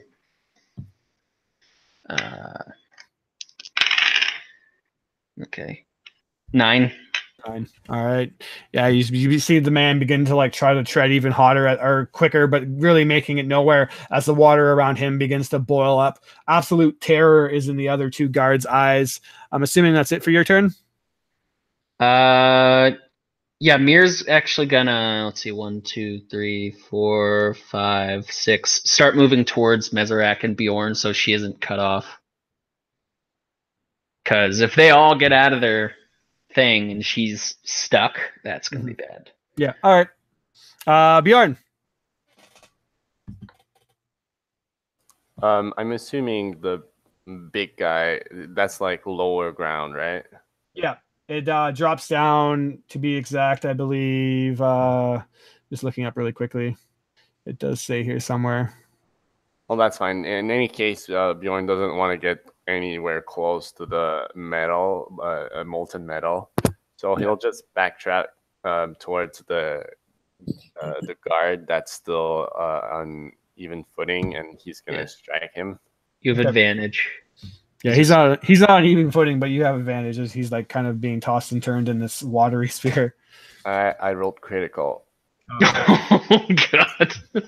All right, you can just describe what it looks like because he's just a guard. All right, well, you can do damage if you want to see how much damage you do, but you definitely 110% kill him. All right. Well, he's gonna just like walk back and not like trying that much. He's just gonna like pick his moment and like stab him right through the guts, and then like kind of with a side slash spill his gut out in the water, and you can see the guard like kind of stops moving after a while and is still floating, but his guts start spilling out in the water sphere. Oh Yeah. man, it just starts like you see the blood swirling. Yeah. Cool. That's gonna be it for my turn. All right, Ilwi, what do you got going on? Okay, so what did I miss? I arrived when she was moving the water. The water is starting to boil alive, the ember, and Bjorn just one-shotted with a crit one of the guards, and now his blood and guts are kind of also swirling in the watery sphere. It's swirling, so they're changing position in the sphere of the water. Yeah, it's like kind of gradually moving. He will move to where is the guard. Okay, you're on top of him. I mean, does he get, since he get advantage? Does Yep. he get attack? Uh, Could I add the cantrip green flame blade in damage, or is the water will cancel it? I don't think it'll. Let me just green. What's it called? Green flame. Yeah. Why isn't that popping up? It's an action. I can cast it as a part of an attack. Yeah. I think it's. I think it's fun. Okay. So 12 to hit. 12 to hit on the guard. Oh wait, it's you have advantage. Sorry. Advantage. 23 to hit. That will do. So it's 2d8 plus something. Okay.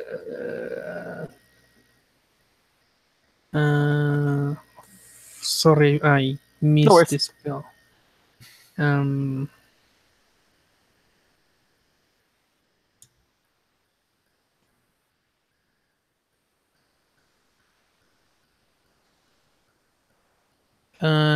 That's 5th level is 2d8, 3d8 with the rapier. Oh, wait, All right, roll it up. 2d8 with the rapier.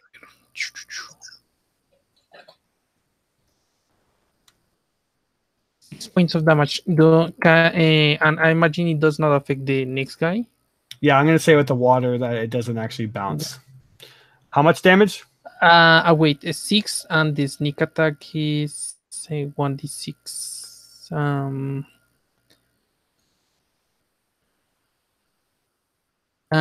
12 total. All right, you're able to also finish off this guard with one quick kind of green flamey rapier strike right to the throat. He grabs at his neck as blood kind of starts to pool out into the water also. Okay, and he will use the rest of his movement to step away from the bubble. Okay. You want to go down or upwards towards the party? Yeah, more toward that wall. The wall. To use it as a cover. No, one down. Okay. Yeah, there. All right, Mezrak. So Mezrak, by these dwarves not being able to speak the language and them not understanding him, still says to them in just a soft way, It's okay, we have come to help you. As he makes these small berries appear in his hand, even though he is invisible, and he just like lays them 10 of these onto they sort of like just roll from invisibility into visibility onto the table, hoping that these malnourished dwarves are more than happy to eat it. And he's actually looking for something that he can break their bonds. Yeah, there's some nice mallets or hammers and whatnot right on the table that you can grab. Absolutely, he's gonna take that and in his probably next round and start to get them out of it. The very last thing, if it is possible, it's not. I'll wait until next round. Is using Riri's telepathic bond with all his companions. He explains exactly where he is, because of course he's invisible. But in the room, so they've got a clear view of where he is. Yep, that makes sense to me. All right, this guy is now up the Ember, and he basically can do nothing, right? Besides make a save. Let me see here.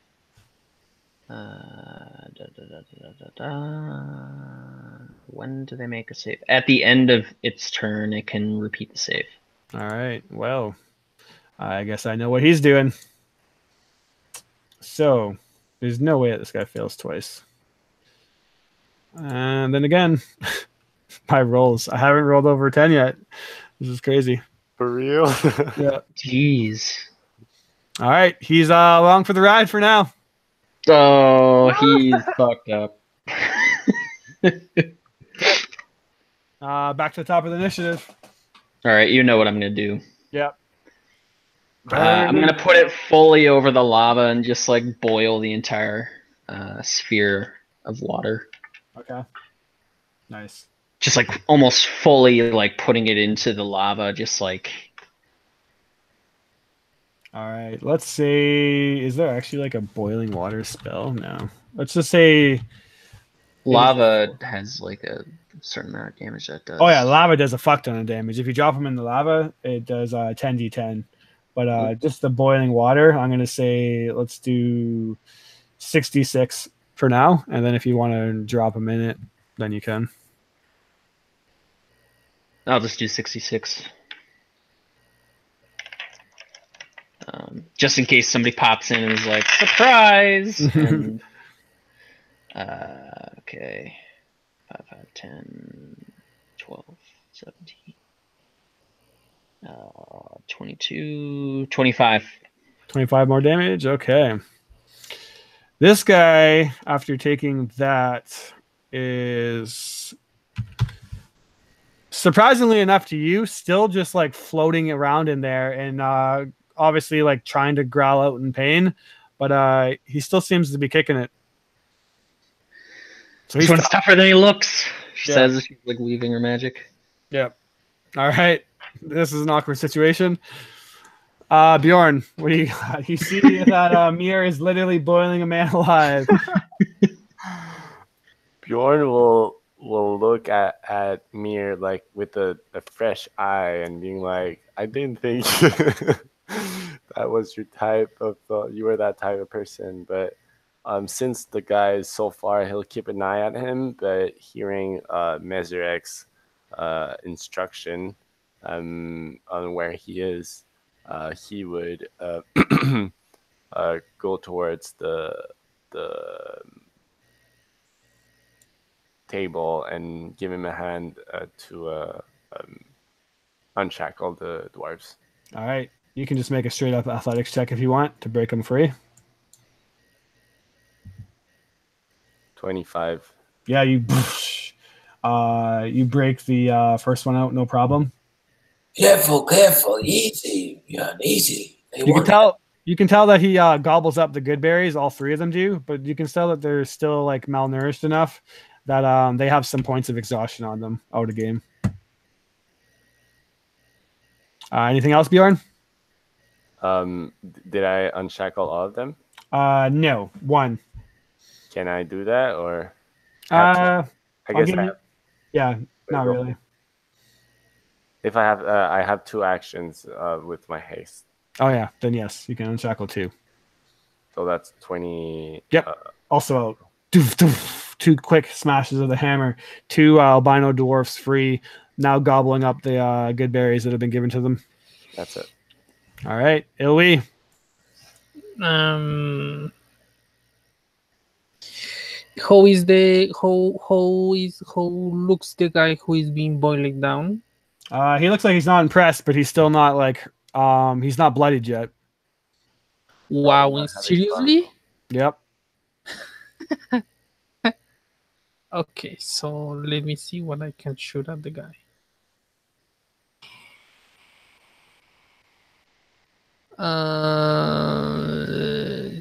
Maybe Sacred Flame can pass through.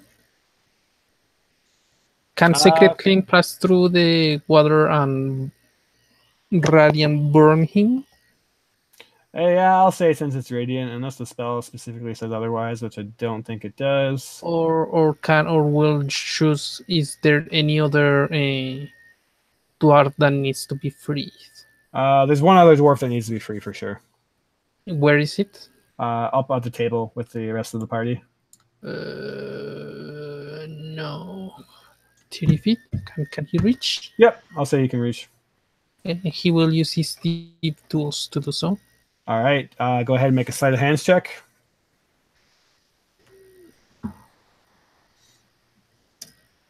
15. That's enough to click. It's not very good manacles or anything. The third dwarf is now free. None of these three, Bjorn, if you're keeping track, are Musharib. Yeah, I figured. All right, anything else? He can do nothing more. He's just being ready to, if the guy stays there, to breath him with lightning. Oh, right, with the lightning breath. Okay, sounds good. Mezerak. Yeah, Mezerak is moved actually. He's moved by just how malnourished and just like fucked up they look. It reminds him of in Nianzaro, just where he's been living for several months, like in the squalor and just worst parts of Nianzaro, which is in huge contrast to when he first came into the city and lived in with the aristocrats and all that sort of stuff. And uncharacteristically, he places his hand inside his robes and he takes out two of these potions, which are like brown potions. And as he opens it and brings it close to this two of these dwarves, which are obviously sort of a little bit surprised, even though they've heard his invisible voice, but they're a bit surprised, perhaps. He says, drink this. This will help you. He says, and he says mentally to his comrades, if you can explain to them to drink it in Dwarven. I do not have their language down yet. That's it. Absolutely. And you're still invisible, right? So there's just like this floating potions and a mysterious old like crackled voice speaking in a language that they don't understand. They are gonna gulp them down anyways. They're thirsty as fuck.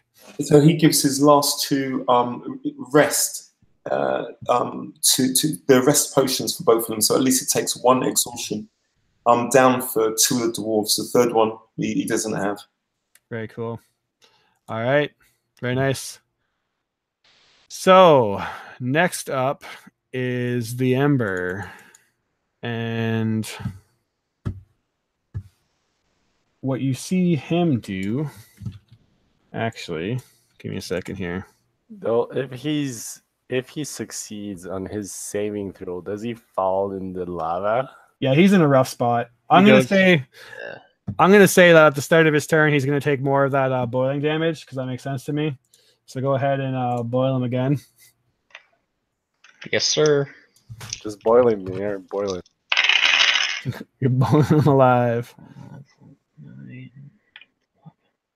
Now he knows how lobsters feel. 21. 24. Okay, 24 damage. Jesus. Okay, puts him at. So I think what actually kind of makes you guys start to be nervous now is as he's boiling in there, he literally just calms himself. Somehow.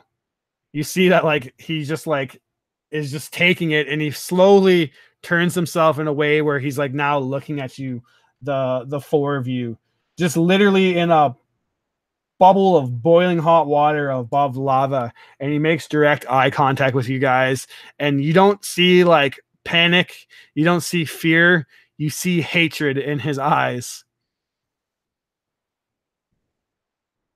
You also see him reach down into his pocket a similar pouch that the other ember or the gauntlet had, and he fiddles and pulls out a smooth stone. And He's underwater. Does that matter? He won't be able to speak into it. I feel like he probably could. Let me just look up sending. Like he could be like, they'll be like, what the fuck? Is there something wrong with this thing? You send. It does not say verbal. Let me read it. That was so cool. I feel like he could do that, actually.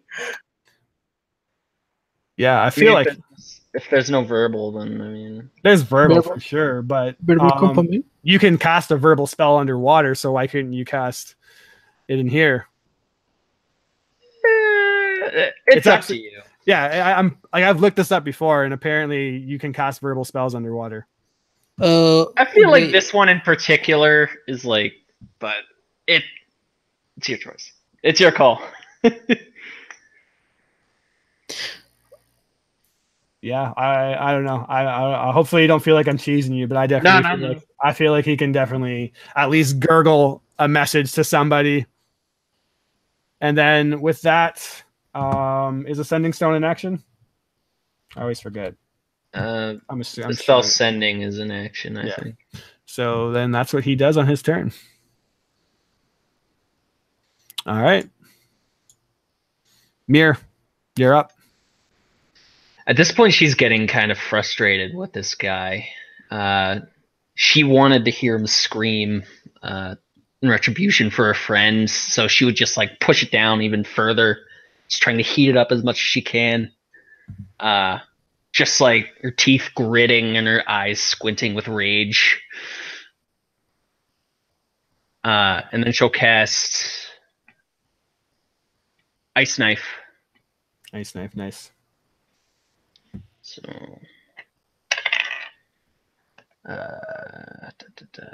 19. 19 hit, or I forgot this guy's a big badass, so it probably does not. Oh, it does hit. You good? Nope. I have advantage actually because he's restrained. Yep. Well, see if you crit. See if you crit, I guess. Yeah, she rolls like a 27, but doesn't crit. Okay. Ice Knife. 1d10 and D10 the damage is 2d6.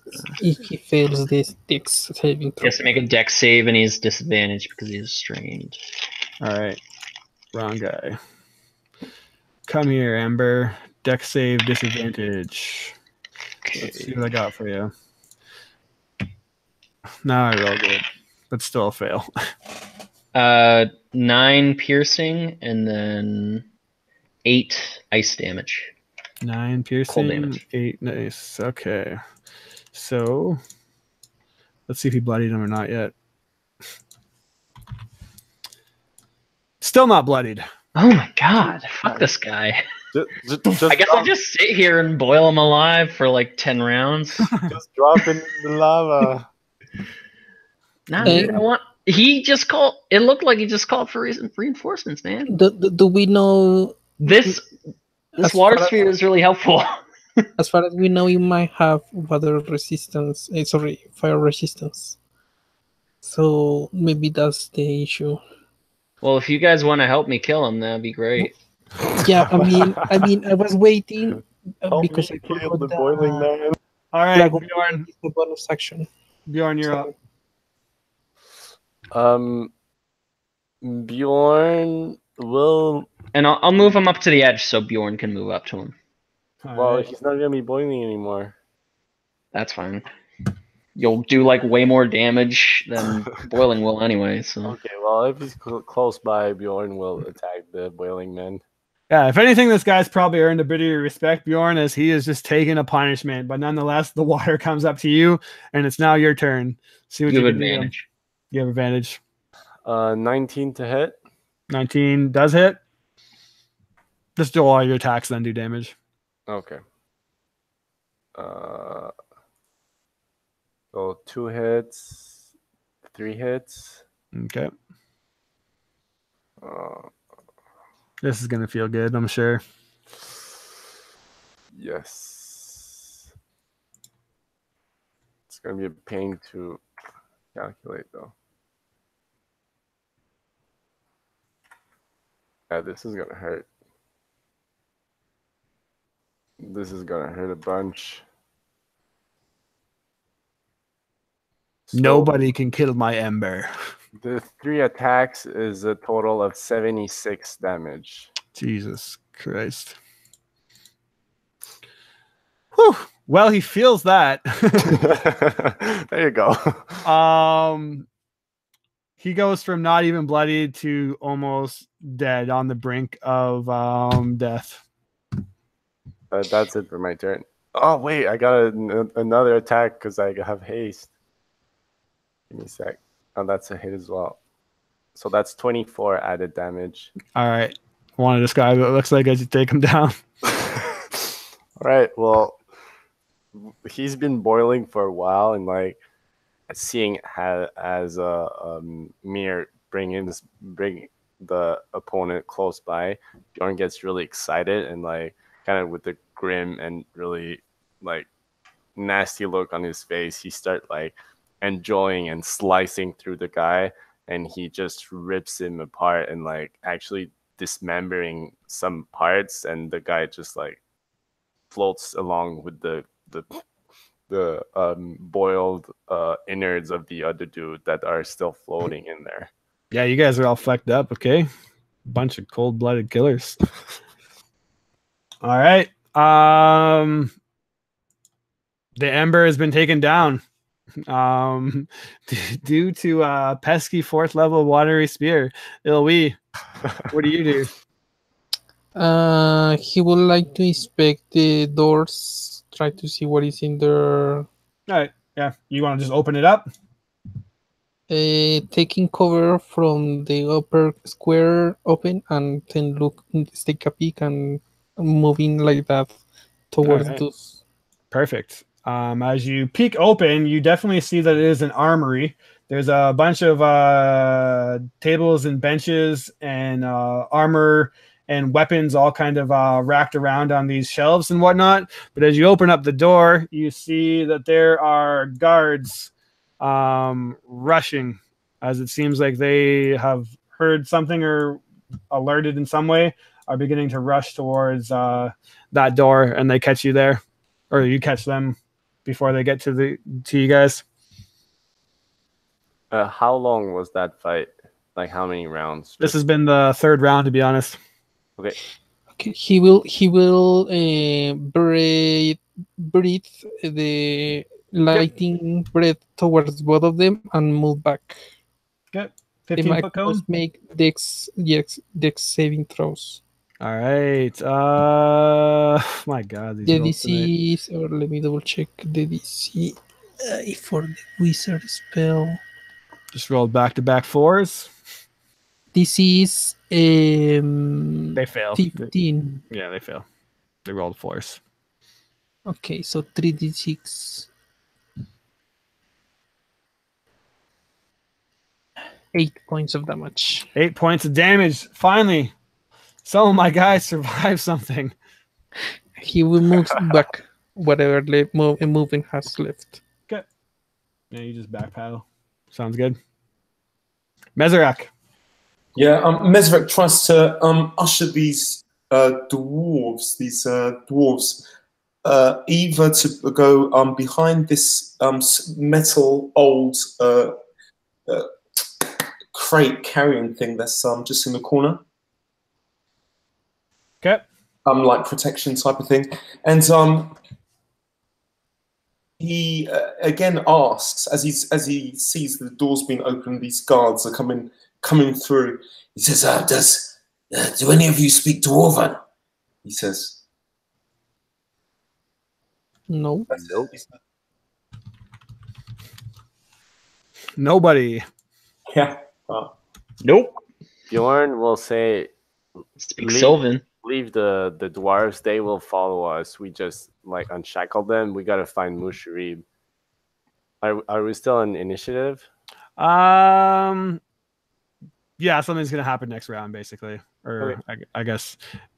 What do you guys? Yeah, I'll give you guys each one more. Or no, there's still 2 guys that are coming to see you for sure. So yeah, Mezarek, are you engaging with the guards that just got lightning breathed?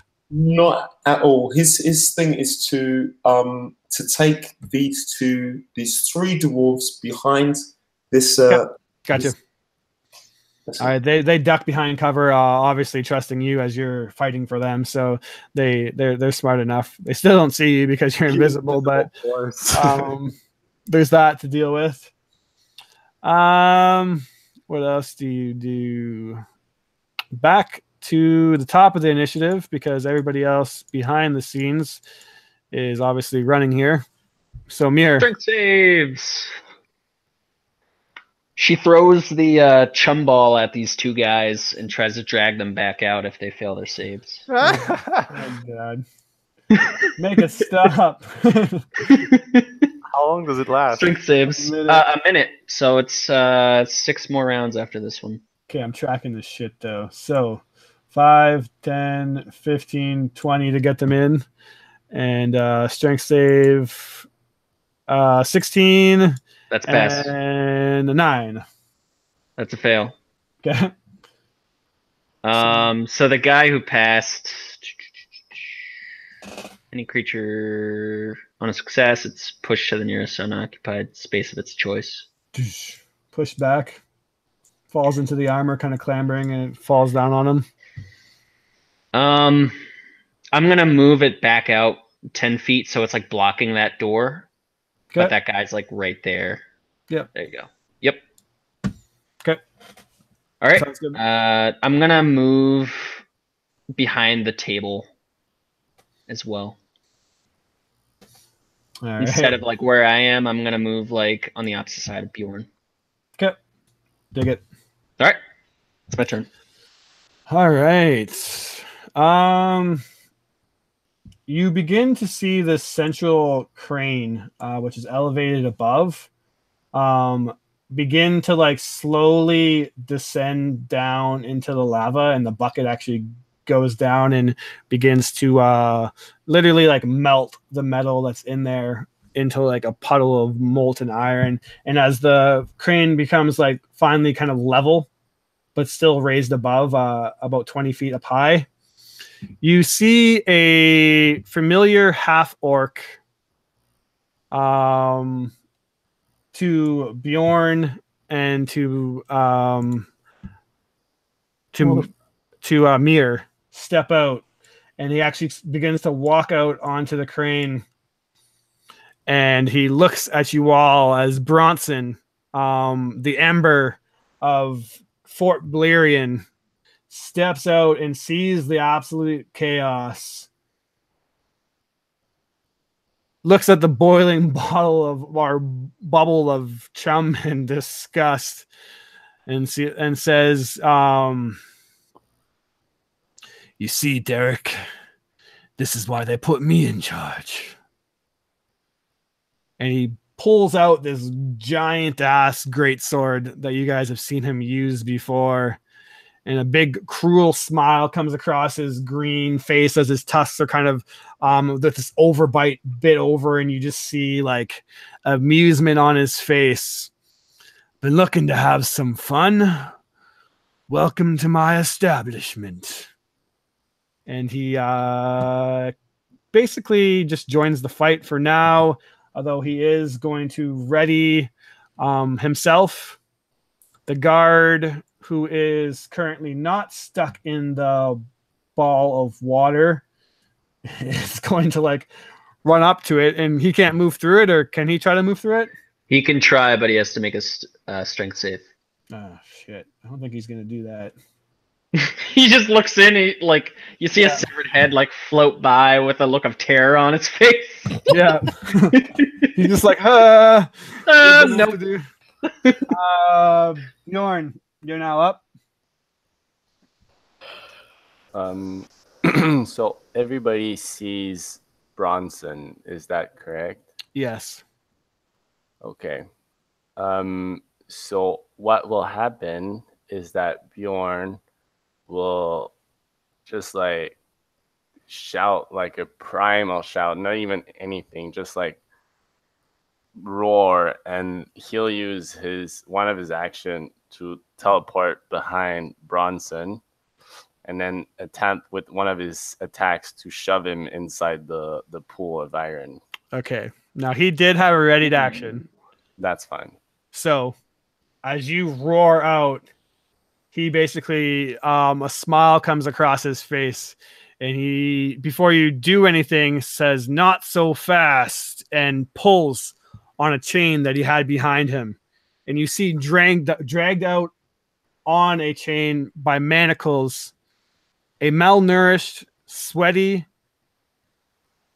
and just exhausted beyond belief Musharib. And he literally lifts this guy up from the manacles with ease and holds him above the lava. And this is as you're shouting. Do you still wish to teleport? How far is he from me? Right now, he is a total of 15 feet away, or elevated 20 feet. How far can I jump?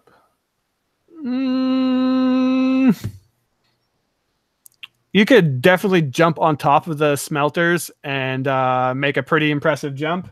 I don't actually know the jumping rules off by heart, but I'm gonna say it's within a barbarian's realm of possibilities for you to make that jump. Although it'll be a pretty impressive feat because you'll have to be climbing. It's hot. It's boiling. The metal is like hot to touch even.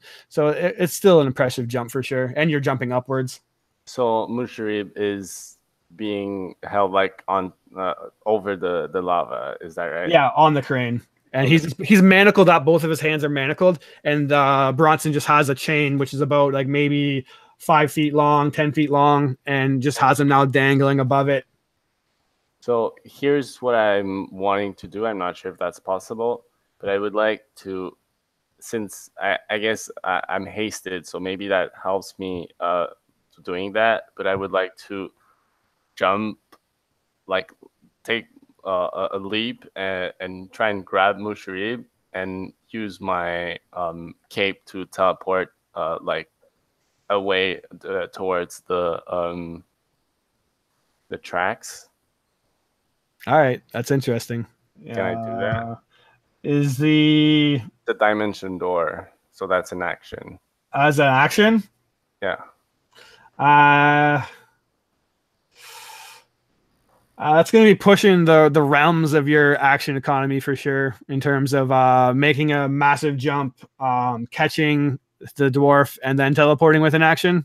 Yeah, not sure if then does Dimension Door take. I know Thundercept takes another person, but does Dimension Door take another person? Yeah, it does. Yeah, one willing. Yeah, it has to be willing, but he can. I have 2 actions. I'll let you roll for it. Yeah. Oh yeah, 2 actions. You're hasted. You're fine. Yeah. Okay. So what am I rolling? That's probably an athletics check because you're like jumping up in a real far distance. Okay. You roll at advantage because you're raged. Okay. Or are you raged because you didn't actually do anything last turn, did you? Or did you? Yeah, last turn I You killed some dudes. Yep, you're right. Last turn. You're still raging. So I am rolling 24. 24. All right. So basically, after you yell out, you see this big cruel smirk, and he says, "Take another step," and this dwarf takes a little bath. Lyra said someone might come after him, and then you just start to run. You take your first footstep on top of the smelter. Bronson, not really expecting you to actually move so quickly, caught off moment for a second. You're already like mantled on top of the smelter itself, and then he says, "All right, have it your way," and you just see him let go of the chains, and Musharib, just like too tired to even really know what's going on, begins to fall. You jump, and there's like time itself begins to slow as you travel across just the lava and magma boiling below you. You grab onto him, quickly kind of throw your cape, and begin to plunge down. You completely kind of like encase yourselves, almost like you're Batman falling down with Musharib inside of the cape. And then as you hit the lava, the dimension door just activates, and you just literally like teleport through the lava. And where do you want to go? Like with the other dwarves. All right, and just boof, you fall back onto the, or you fall back over here. That's it for my turn. All right. This guy stuck in the puddle is going to try to get out. Strength save. Hey, natural 18 plus modifier. He's out. Ooh. Boof. Don't worry, it'll be back in there soon. Yeah. Come on, freaking a minute. All right, that's the end of his turn. Ilwi, you just see this impressive feat done by Bjorn. He will move 2 squares down and 1 left, sorry, right, and no, 2 down, 2 down. Two down. Where is it? There, and he will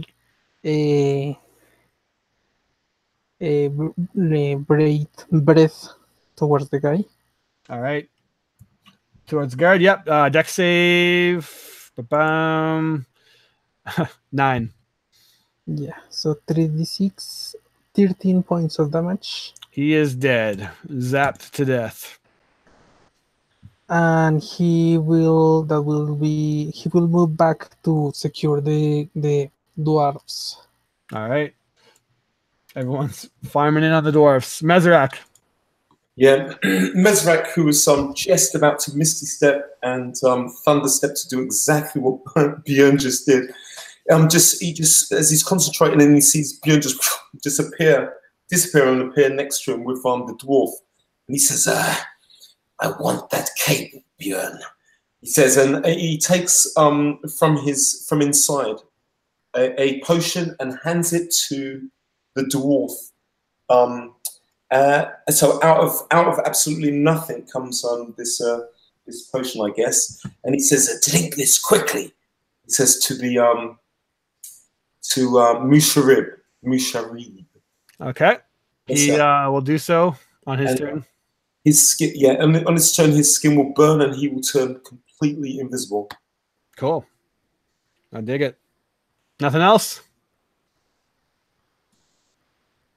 All right, then. Finally, on the 4th round, reinforcements begin to show up from the back end as a gauntlet comes running around the corner. The same platoon that originally you guys stealthed away from the second time has now shown up, and he is going to, with his movement, come upon you guys. He does not have any range, so I guess he's just dashing. He's a dashing young fellow. He is sporting a spear and a shield, for the record, though. If he gets in 10 feet of me, I can attack him with my. All right, then you can stab over Ilwi's head. Go ahead and do so. Is 19 a hit? 19 does hit. So this is 13 damage. All right. That ends his turn. Next up is... I don't know if you'd actually see it. Maybe Mir, you would see it. But walking out from the room that you guys haven't entered in yet is another... I'm just going to say what it is because I don't really want to describe it. But basically another male kind of wearing like priestly robes. And he comes around the corner seeing this gurgling ball of chum. And he is going to try to dispel it. But that's a 4th level spell, so he doesn't do it instantly. He needs to make a spell check. Yep. Gotta roll over 14. Motherfucker. Yes! Yes! I cannot roll tonight. This is the first time Fantasy Grounds has ever failed me.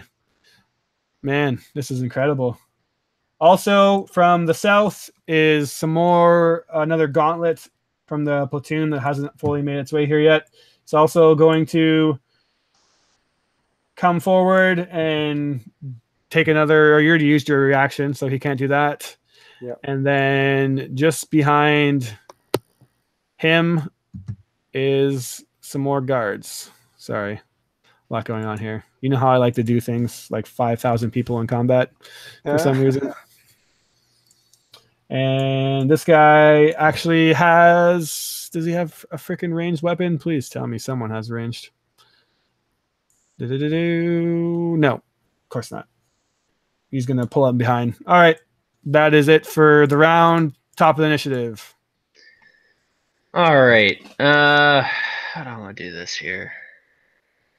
This fucking spell. I know, right? It's so good. I like just got it, so I'm pretty impressed so far. You're getting your use out of it. It was in the door. That's interesting. Why is that a 5-foot radius? But this is also a 5-foot radius. I don't know. I think just like if you put it in the center of like a 4 square, that's the 5-foot radius. Oh yeah, That should be. I see what you're saying. Yeah. Yeah. Yeah, I don't want to make it like even more powerful than it already is. Yeah. How should I do this here? I think what Mir would do is try to pick up those two in the doorway. Okay. Make strength saves. All right. Oh boy. Let's go for another ride. 13. It's a fail. And a 7. Buckle up. I drag him back out and I hate this so much. try to basically put him behind the sergeant to cut him off so he can't get back off the crane if there's enough movement. Come to Papa. You'd have to go through him. I would just make him. Yeah, it could go through him. Yeah, so you did 5. You did 5, 10, 15, 20, 25, 30. That's where it'd be.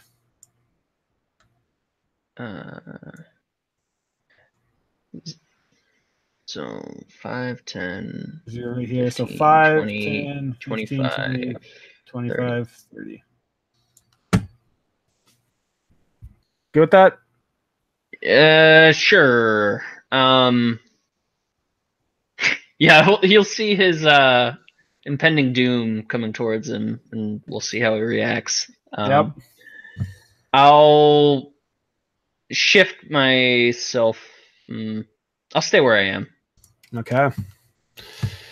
He is up.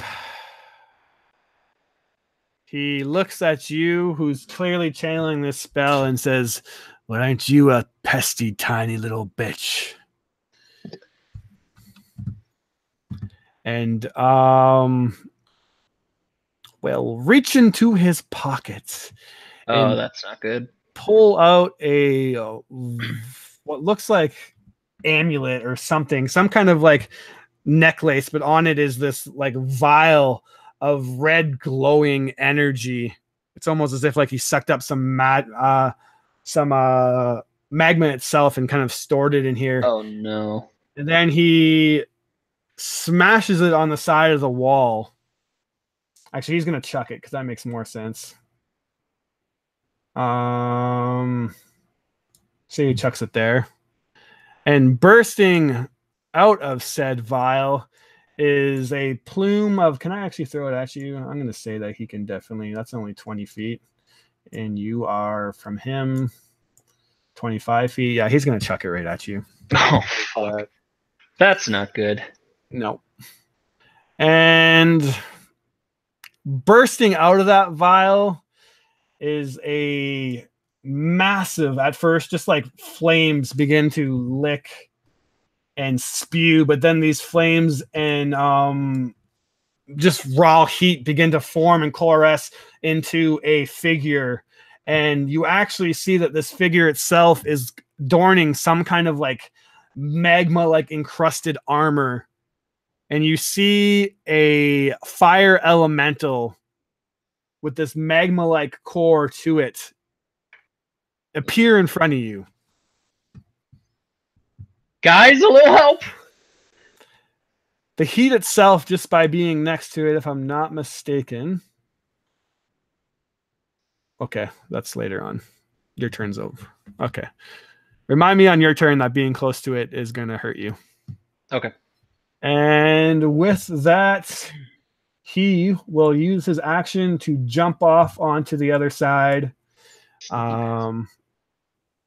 He's not running away. And let's just make sure he doesn't fumble. He does not. And make his way down. And he'll end up there, I guess, for now. Guard number 2 in the thing is going to try to bust out before he meets a very unfortunate demise. I rolled another fucking 6. My God. Bjorn. You're up. Bjorn. Should probably take care of those guys. Yeah, it's getting, dare I say, heated in here. Yeah, just a little bit. Seeing the big ass elemental and thinking it's probably the biggest threat, and especially in comparison to the small ass halfling, and that probably looks like old and wrinkled. He's gonna head that way and charge the elemental. Mir would shout out. She's gonna try to dispel it. You can charge over. Okay, well, But if she squishies are says gonna- she's got it covered, then anyway, I am not raging anymore, so I'll first use my bonus action to rage, and I'll engage the people in front of Elwie instead. Okay, go ahead and do so. So, 19 for the first hit. Yeah, that does so. 26 damage. Okay.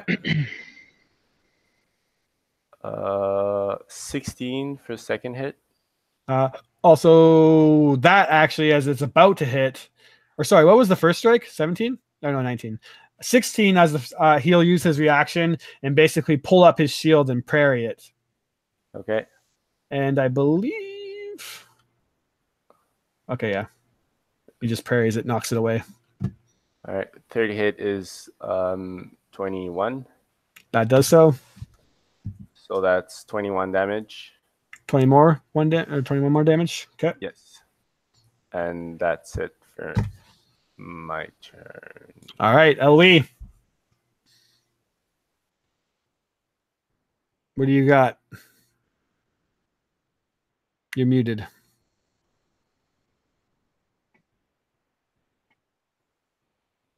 Ellie. Where are you? Oh, sorry, I was muted. So he's going to do the combo Green Flame Blade attack. Yep. Does he get the sneak attack? Yep, you got some friends with you. Okay. So risk processing. Do I have to reload? Ah, crap. Sorry, I have to reload I do not have dice, real dice, so I have to reload. It's okay. So 18. 18's gonna hit. Okay, so for the guy in front, he gets 2d8, 8 points of damage. Okay. Bloodied now. And sorry? He's bloodied because you and Bjorn are both focusing on him. And the fire is going to flip over the guy back at him. Okay. So it's 1d. Wait, and the first the d6 of the sneak attack. Okay. 3 more points of damage. Got it. And the 1d8 plus 4 for the one in the back is 10 points of damage. Okay. And I'm going to alive. breath weapon towards those two because I think the one at the side does not get caught. Okay. Natural 1 on the guy behind, but over 19 on the guy in front. Let me see if it gives half as much if they save. Okay. So 3d6 points of 15 points of damage total. Okay, you kill the one in the back, just completely frying him. The guy that's been bloodied obviously gets a little zap, but mostly jumps out of the way. And he will stay in there with his shield and his rapier. All right.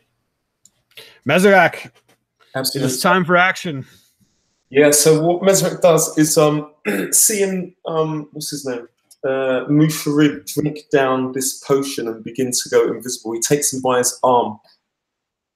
And he says to him, he whispers and says to him, "Trust me, my friend, move with me," he says. And with the arm, he was like to move away from the group, out of this combat thing, away from the group. He wants to get to the exit place where we just came in the first place, making his way there.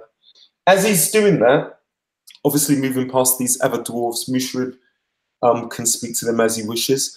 But as he's moving his way out with Musharib, both of them invisible, and his hand on Musharib, he wants to, so you tell me how far I get, he wants to give him a potion of greater healing. And that is it. He's going to explain to everybody, when I have time, exactly where he is. So the whole group knows exactly mentally where Musharib and Mesric is. And he's done this. All right, you want to roll the healing? You're muted, my friend. Sorry, yeah, absolutely. So some 40, I believe 44, that's 3. That's 4, 5, 6, 7, 8, 9, 10, 11, 12, 13, 14, 15, 16, 17, 18. He gets 18. Musharib gets 18 back. All right, nice. Yeah, he kind of like snaps out of it now and just asks you, who are you? He says, Mesric. He says, a friend of Manes, he says. Kind of well, I guess he doesn't nod because you can't see him, but he just responds back. And obviously in the fray of combat you guys kind of go back and forth for a second, but there's the fighting behind you, and he says, "We have to save my brothers, my clansmen." He says, we will. We stay here for now. And in that little crevice where he would want to move Musharib, that we move into there just for the moment. Okay. Yep. Sounds good. All right. Next up is the first gauntlet. Engaged with Ilwi and Bjorn. He is going to go on the offensive now. Ilwi, he comes after you first since you're right in front of him, just narrowly ducking out of your lightning zap. He stabs twice sharply with his spear. Rolling a 13 and a 23 to hit. He will cast shield for the second one for both of them miss. Okay, your AC is over 23. Yes, it's 19 plus 5 with the shield. 24. Very nice. All right, the third attack also a miss with a 20 as he tries to bash you with his shield. Next up is good old our fire elemental with his nice embery magma armor. He is going to try to chop you down, Amir. He also has a weapon. Damage now or on your turn? On your turn, sorry. And he actually has a scimitar also, so he's like decked out in full armor and weapons.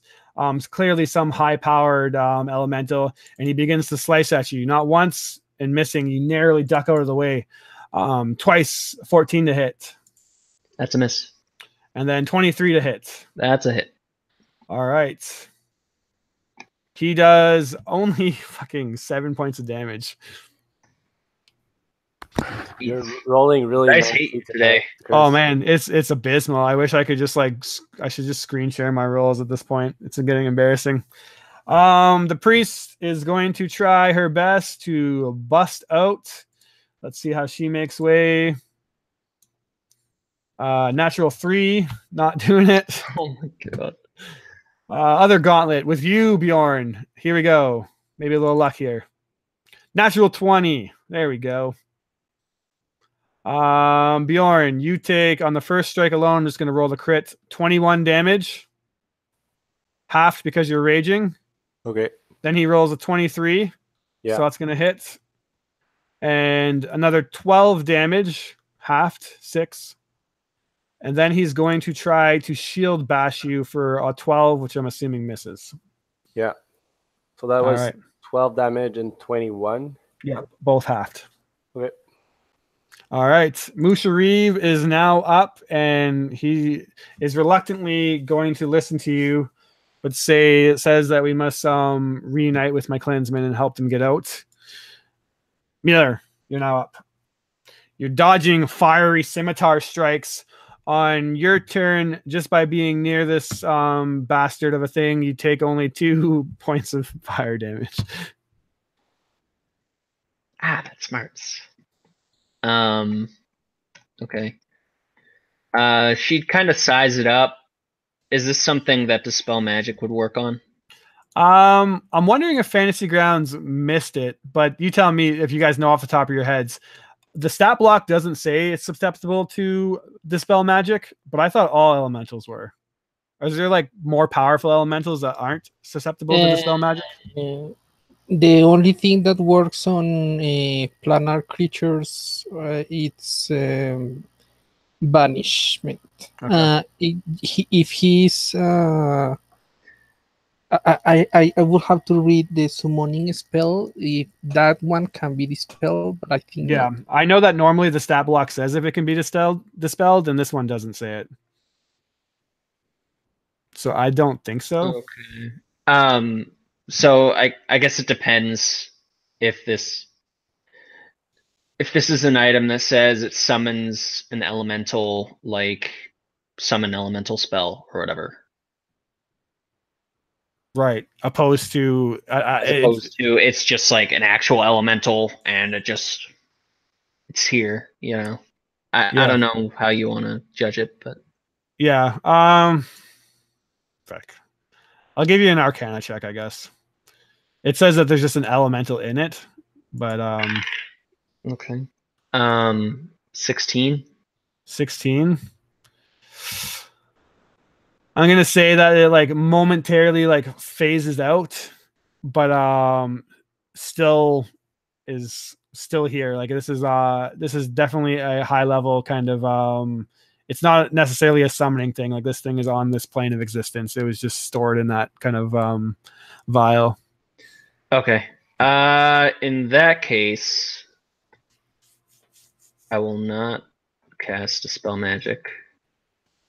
And this isn't good.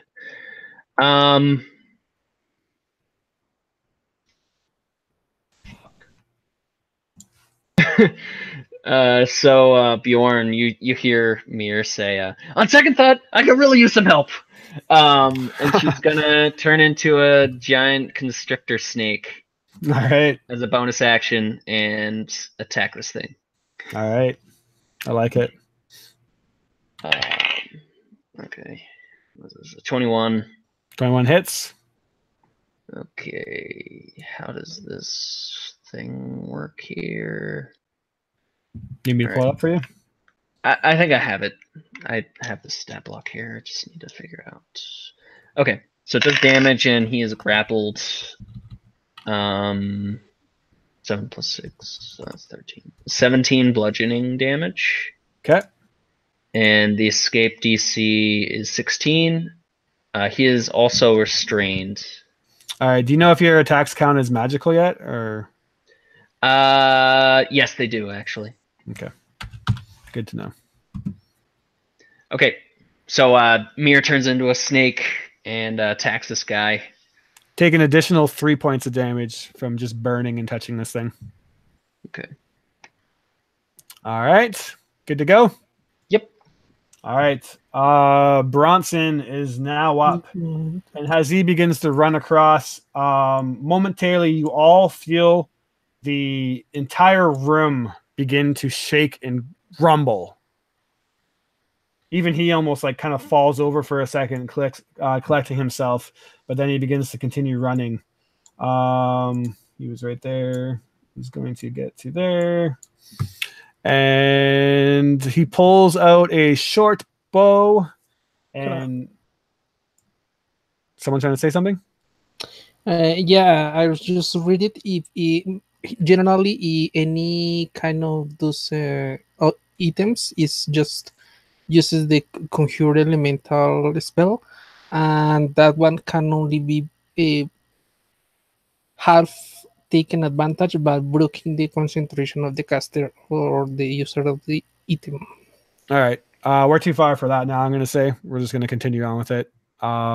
She can try to dispel it again if she wants, but for now, we're going to say that it is not dispelled. Anyways, he pulls out a short bow and will miss with it until he gets into a better range. He's not going to be doing too much just yet. The other guard, still stuck in this stupid bubble, is going to make a strength save, and hey, a 17 plus 18 or 18.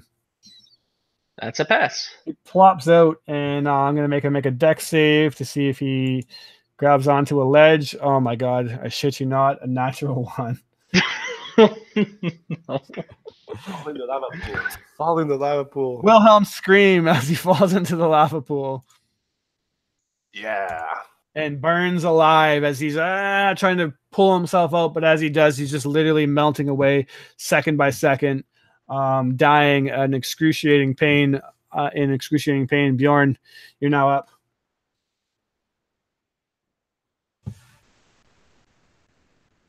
All right. I'll attack the same guy that I attacked last time. All right. Go ahead and do so. Just roll all your attacks and then see if you hit. I crit. Nice. 14 misses, I guess. Yep. And 24. Hit. 23. So that's 3 plus. Yeah, I'm sure.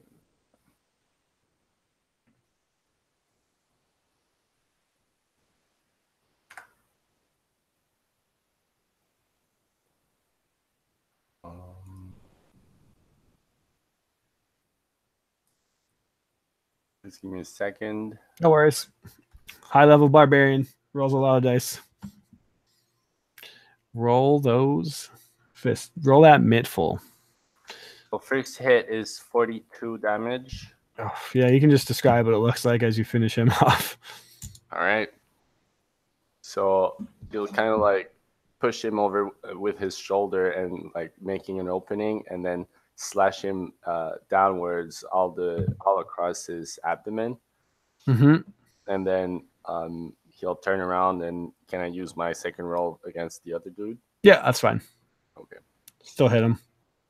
So second hit is 25 damage. Okay. So that was my third strike. One more because of haste. Fourth. Yeah. 18 to hit. That's going to do so. 23 damage. 23 damage. Nice. You are literally a truck of pain. That's it. All right. So, yeah, what weapon are you using again? A halberd? A glaive. Glaive. You literally cut the one guy in half, is spinning and turning on the other guy. He tries to pull up his shield in time, but you just easily like bash it out of the way, stab him right in the stomach, and he just kind of like grunts out in pain. You pull it out as blood begins to like flush out around him, pouring down his legs. He's bloodied from that already. Ilwi, you're up next. You and Bjorn fighting side by side. He would like to place a fireball with it. Hits the one in front of us and the orc or half orc, but not us. Okay, sorry. What are you trying to hit? Or what are you trying to hit the half orc with? Fireball. Okay, fireball. Interesting. Yeah. So 20-foot radius. You can definitely make that work. Yep, that's fine. So dex saves. All right. Natural 1 and oh my god, a 5. This is crazy. It's 88, right? 86. 86. I have never rolled so bad in my life. 31 points of damage. Nice. And he's going to use the wait. Is the thing the one in front survives? They both survive. So he will shoot his breath weapon towards that one. All right. Interestingly enough, too, you'll notice that Bronson seems to resist some of that fire. Okay. Another dexterity saving throw through the one marked with an E. Okay. 19 plus mods. He Okay, so probably half of 10 points of damage. All right. That is enough to push him over the edge as you finish him off. Good. He kind of falls back and tumbles into the pit and then rolls off and also is being melted away by lava because melting away by lava is the best way to die. He will stay there protecting the dwarfs. Okay, yeah. So you impose yourself between Bronson and the dwarfs, who is now putting away his bow and looking like he's getting ready to come after you. Meserac, you're off on the side, ducked away, invisible this entire time. Absolutely. So what he does is he says to Musharib, he says, wait, the time will come. He says, wait. And he begins to, as he sees like this fireball just like erupt from where the corridor is, where they are, just take in. He begins to cast in his first round. He casts a fire shield as this almost like ice type steam sort of like comes off him just like this, and he moves up to the opposite side of what's it called? So that's like 10 feet. Opposite side of the tunnel. Exactly to there. That's his first thing. Before he leaves, he says to Musharib, because he sees that Musharib wants to act. Of course, his brethren, his brothers are in. But he says, "Please trust me, stay where you are." He says, and then he moves to there. That's it. All right. Fire Elemental will begin its flurry of scimitar strikes. He has disadvantage because he is restrained. Nice. Thank you for that. And if I want to break that, I just have to make a strength save instead, right? Yeah. Okay. Yep. All right. He is just going to try to chop through you, I think. I can't take it. These rolls tonight. They're too bad. I rolled a 1, 2, and a 2. Oh, Lord. Jesus. My AC is 12. Yeah. So. What? Oh my god. Still misses because of the 1, 2, 2. Alrighty then. All right. The fucking water sphere is still going on, or do you lose concentration when you're It's still on. All right. Come on, my priest. What is it? DC? I rolled a 16 plus. Yep. Okay. Whew. She falls out. Or he falls out, sorry. And dex save to hold on for dear life. 6. Oh. She is going to basically be clinging on to the ledge for dear life. Or he. I keep saying she. Musharib is going to listen to you. And Mir. Mir is gonna move the watery sphere onto the elemental, and it has to make strength save. But you're in the water elemental too. The fire elemental? Yeah, you're wrapped around it, aren't you?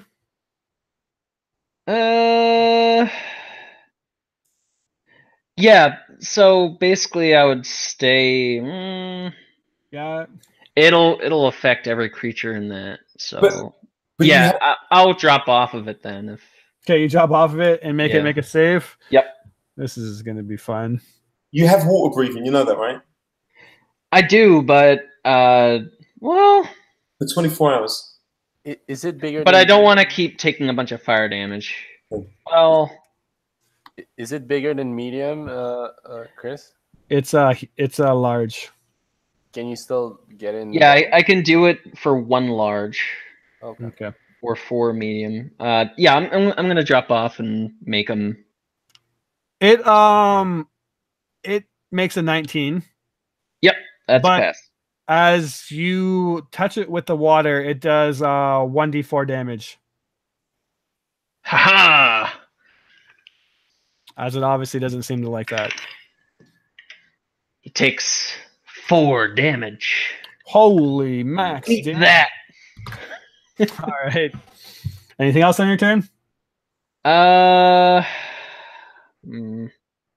I guess it like. I think at this itself point over. I will. Well, I'll stick around for now. All right. I forgot to say that at the top of the round, everyone make a dexterity saving throw. Oh, that's not good. Do I get danger sense on that? You don't see what it is. So is it see or hear? I think I it's got see a or hear. 17. Yeah, you can have advantage. I got 13. Okay. Who Advantage. has advantage? Bjorn. Oh, okay. Never mind. 17. 13 as well. Okay. The entire mine itself or forge itself now rumbles again. And bricks and clay and rock begin to fall out and land into and splash in the magma as everyone has to keep their footing to fall prone. Everyone does though, luckily. Is it like an eruption from a volcano? Is it more like a big creature is like smacking the floor, or we don't know? It seems like a natural it doesn't seem like a creature. No, it seems like the cavern itself is shaking and exploding, and you do know that you are in an active volcano, so perhaps. Anything else on your turn, Mir? Sorry. I think you were done, eh? Yep. That's all I Okay. got.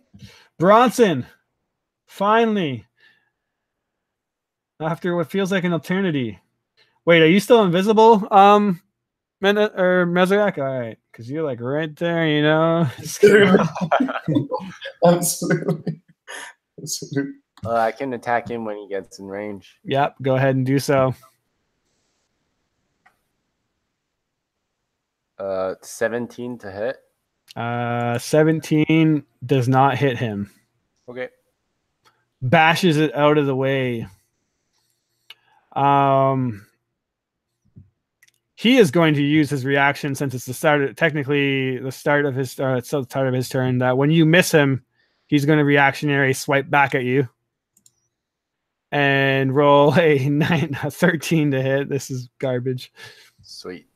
Miss, and then on the start of his turn, he will spin, and I'll roll a d4 to be fair.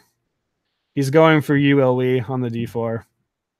So spin and turn around, seeing that you're the caster, and obviously the probably the squishier one of the two of them. He is a smart fighter himself, and he is going to begin to swing at you with his greatsword. Coming down with a 22 to hit. Shield. All right. You bash away, narrowly blocking. A natural 1 to hit, obviously, even with mods, isn't going to help. And then even on his third attack, 22 does not get through your defense as he's just powerful side arm swing into your shield. Magical energy just kind of like rumbles as you can just feel the strength behind his strike. He goes to swing again, coming down on you again, and the arcane energy, the shield holds true. Bjorn, you're now up. All right, so seeing his attention towards Aoi, Bjorn will try and unleash as much punishment as possible on him. What are we waiting for? Did he make a saving throw for his control of the elemental with the fireball? That's the thing. He's not controlling it. It was just literally Yeah, fire. he's not concentrating. Yeah. Okay. It's not a concentration. So Summon spell. All right, Bjorn. Sorry, All what right, did you say? so I'll swing at him. Okay, go ahead. Swing so away. that's 24 to hit. 24 is going to hit. So that's 31 damage. Okay. 21 to hit. Yep. 23 damage. Okay. 20 to hit. 20 is gonna hit too. 24 damage. All right. And then 18 to hit. 18 does not hit. All right. That's it. Jesus Christ. He's bloodied for sure. As you now he goes to take Ilwi on. Ilwi he wasn't expecting to be blocked by Ilwi, the smaller kind of sea elf, or not sea elf. Sorry, you're not a sea elf, are you? I think you're a half elf. And then you see the opening, and you just 3 powerful strikes with your glaive completely catch him side. He has this large cut now down his face that's going to leave this big scar, but he doesn't seem to mind as he smiles. Ilwi, you're now up as your shield kind of fades off you. Okay, as a bonus action, he will release another lightning breath. Okay. He is going to use one of his abilities, Indomitable, to reroll his. I probably shouldn't use it on this actually, but I already said I was going to, so I'm going to. And he rolls a 16 to save. He takes half of 18 points of damage. Okay, sounds good.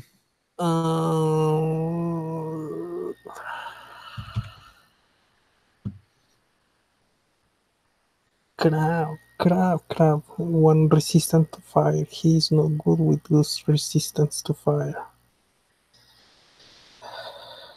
He will use no.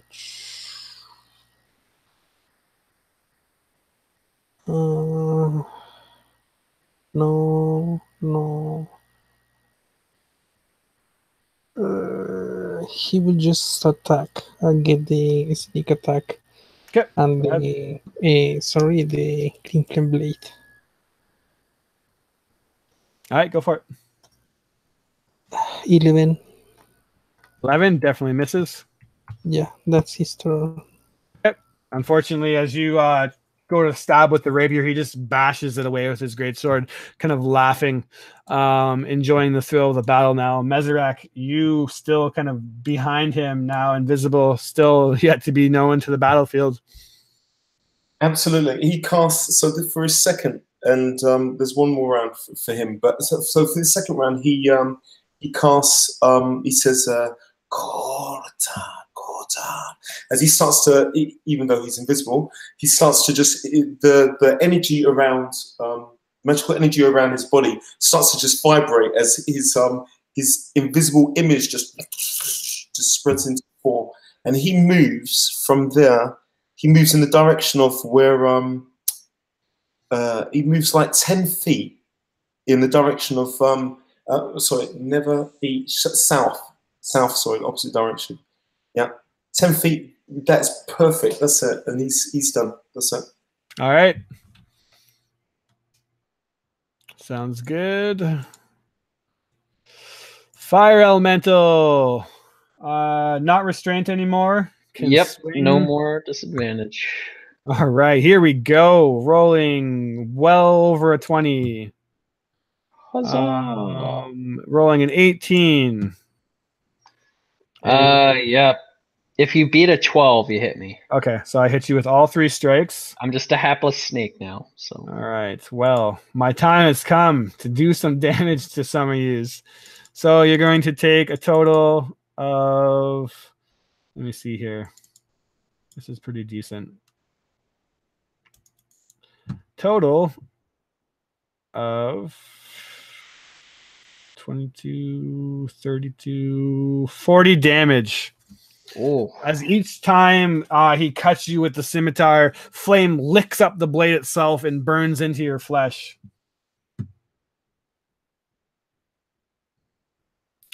Priest now picks himself up, losing half movement. He is going to cast Guiding Bolt at you, Bjorn. Natural 1. Hey. Does he hit Bronson? Oh man. Now, Mir, top of the initiative. You see smoke start to billow in from the south side down here.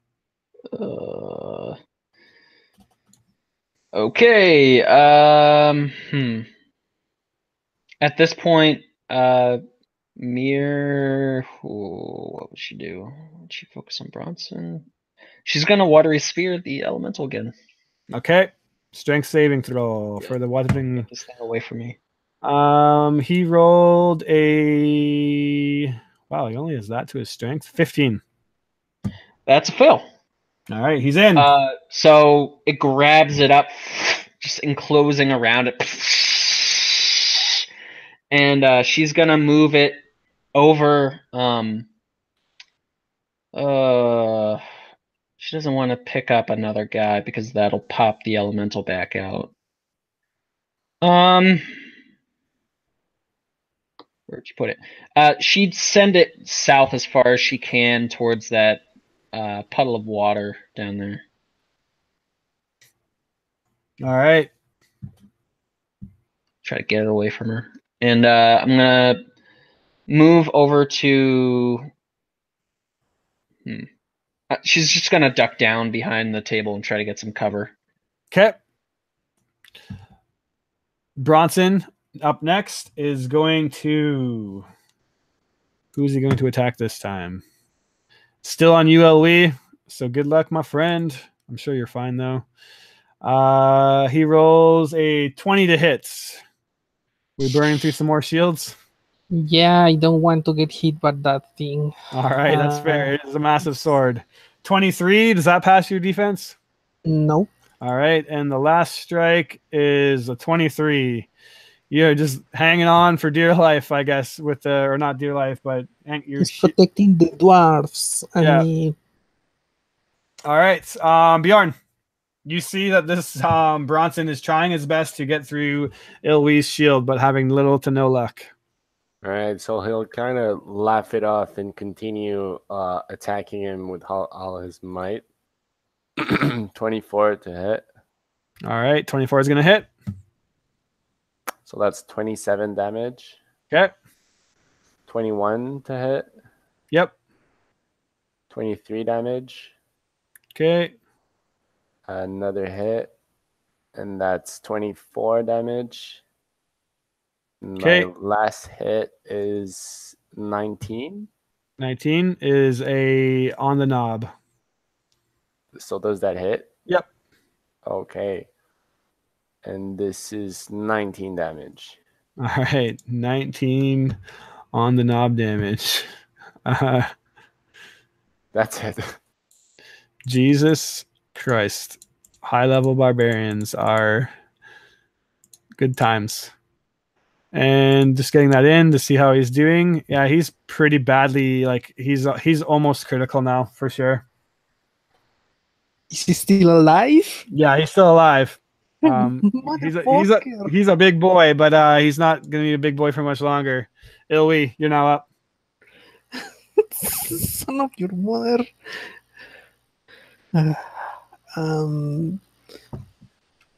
Yeah, another dragon breath. I All think right. is this one. He will be the succeeds last on one. that. How many? He succeeds. Okay. Half of 10. Okay. He drops down to one knee now, looking pretty damn bad. Okay, so he stabbed with his rapier and green flame blade. And 18. 18 misses. Mesrak. Yeah, so Mesrak feels the magic just coursing through his body, and he takes a step back towards the wall, being slightly surprised, not expecting the fire element to be so close to him, feeling the heat not only from the room but just also from this elemental, even through his resistance from his fire shield, and he begins, his arms begin to just sort of like shake as from maybe what's that, 10, 20, 30 feet away, just the rocks and rubble and stones and any sort of metal objects that were around. Also, he begins to raise them up off the ground with his concentration, as he does animate object. Oh, geez. Here we go. And he's another fun spell. He's gonna slam direct these like a scalpel. They're just gonna swirl around and just like a scalpel, just into Bronson. Just completely missing Elwood, completely missing what's his name? Bjorn. Just I don't often impose ideas to players, but just to describe the room, there are several pots of boiling hot molten iron sitting by those smelters. Absolutely, absolutely. So he's just like take the only thing is, the only problem with that was that I would like to use if he dies, Bronson dies, then I'd like to use whatever objects I'm using to dip into a cooler liquid to deal with this elemental afterwards. That's the only reason. If that's okay. Yeah, up to you. You can grab the pots of molten iron or grab something else if you wish. Just to clarify, no one's actually checked on this thing, but it is definitely not a puddle of water.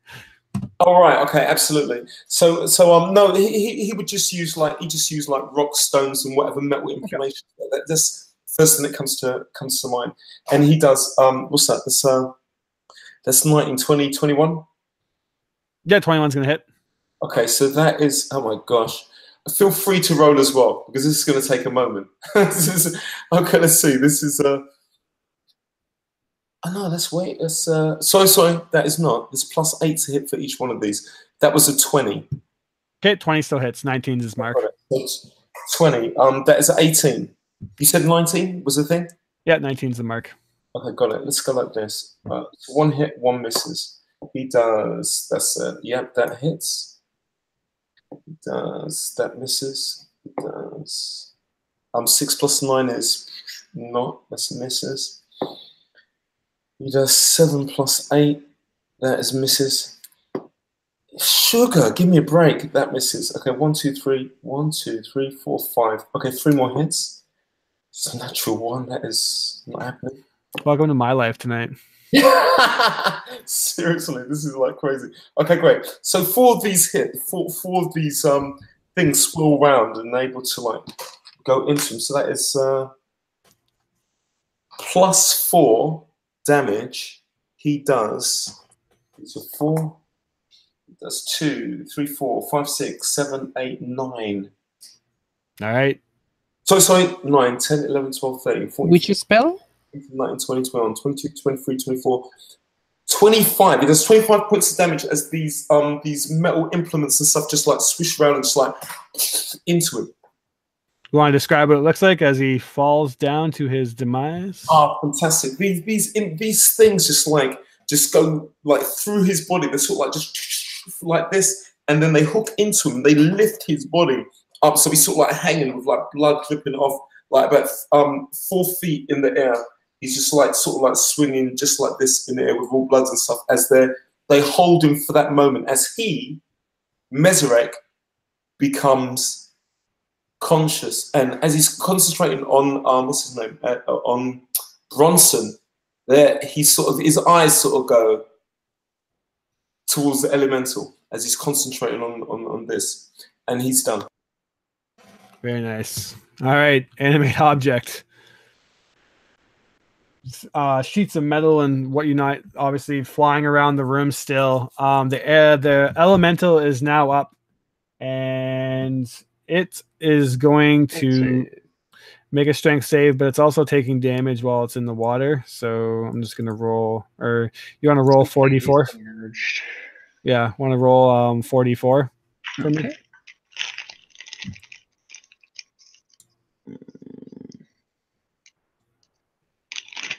My D4s are away. Hold on. No worries. All right. 2, 2, 3, 4. 11. All right, 11. Nice. Obviously, it begins to sizzle in melt down a bit, but it does break out.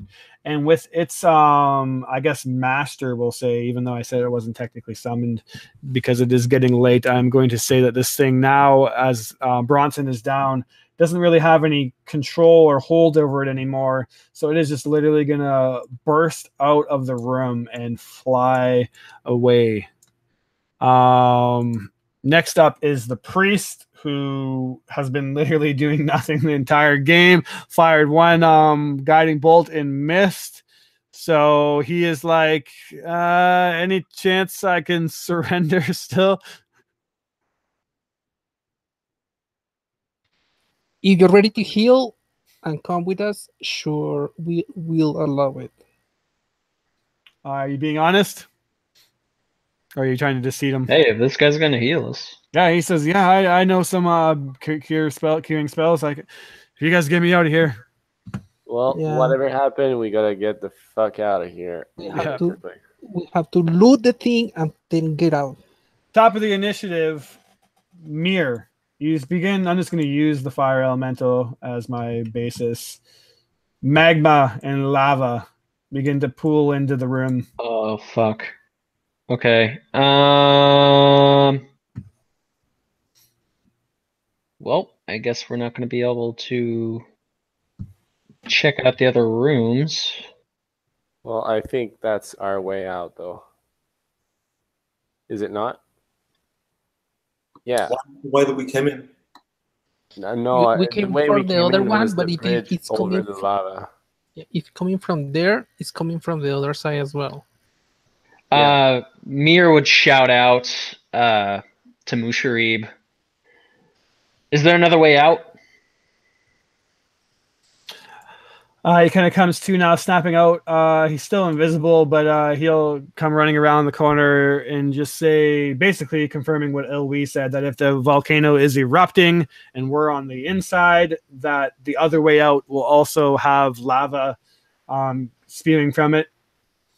He'll say that there's a couple options. The conveyor belts might be high enough above that we can get above it and still out. It depends on how high the lava is. If Mir, if we're like out of initiative, she'll wild shape into a Quetzalcoatlus. Okay. It's like a really big pterodactyl, basically. Yep. That kind of looks like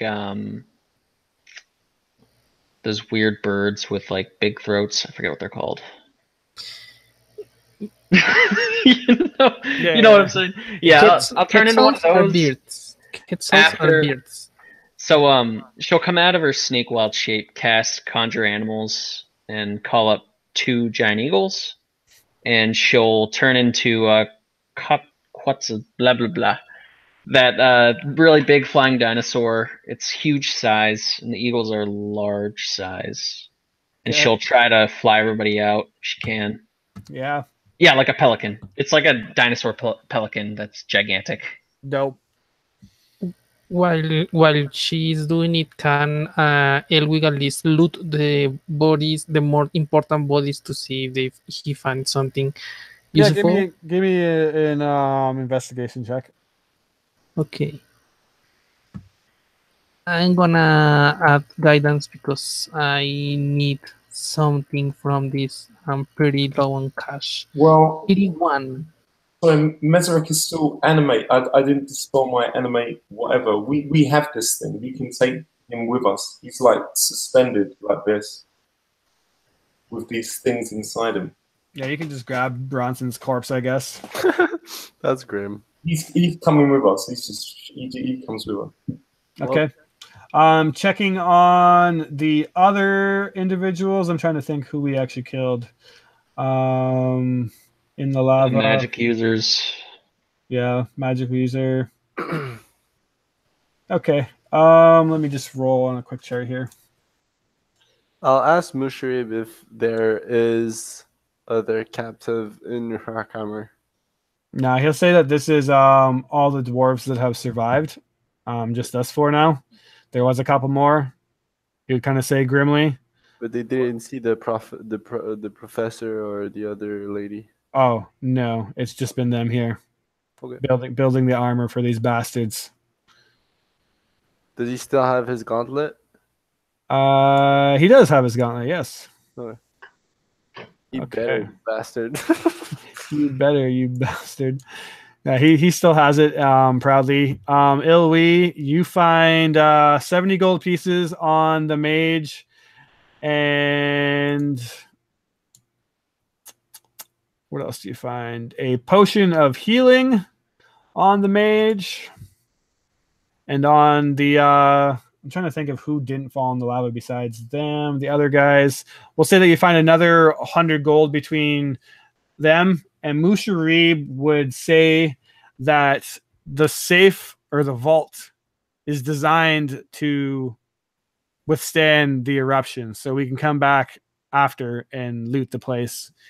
He properly says, but for now we need to get out of here, or we won't have any loot for our, or there won't be any need for our loot if we're burnt here alive.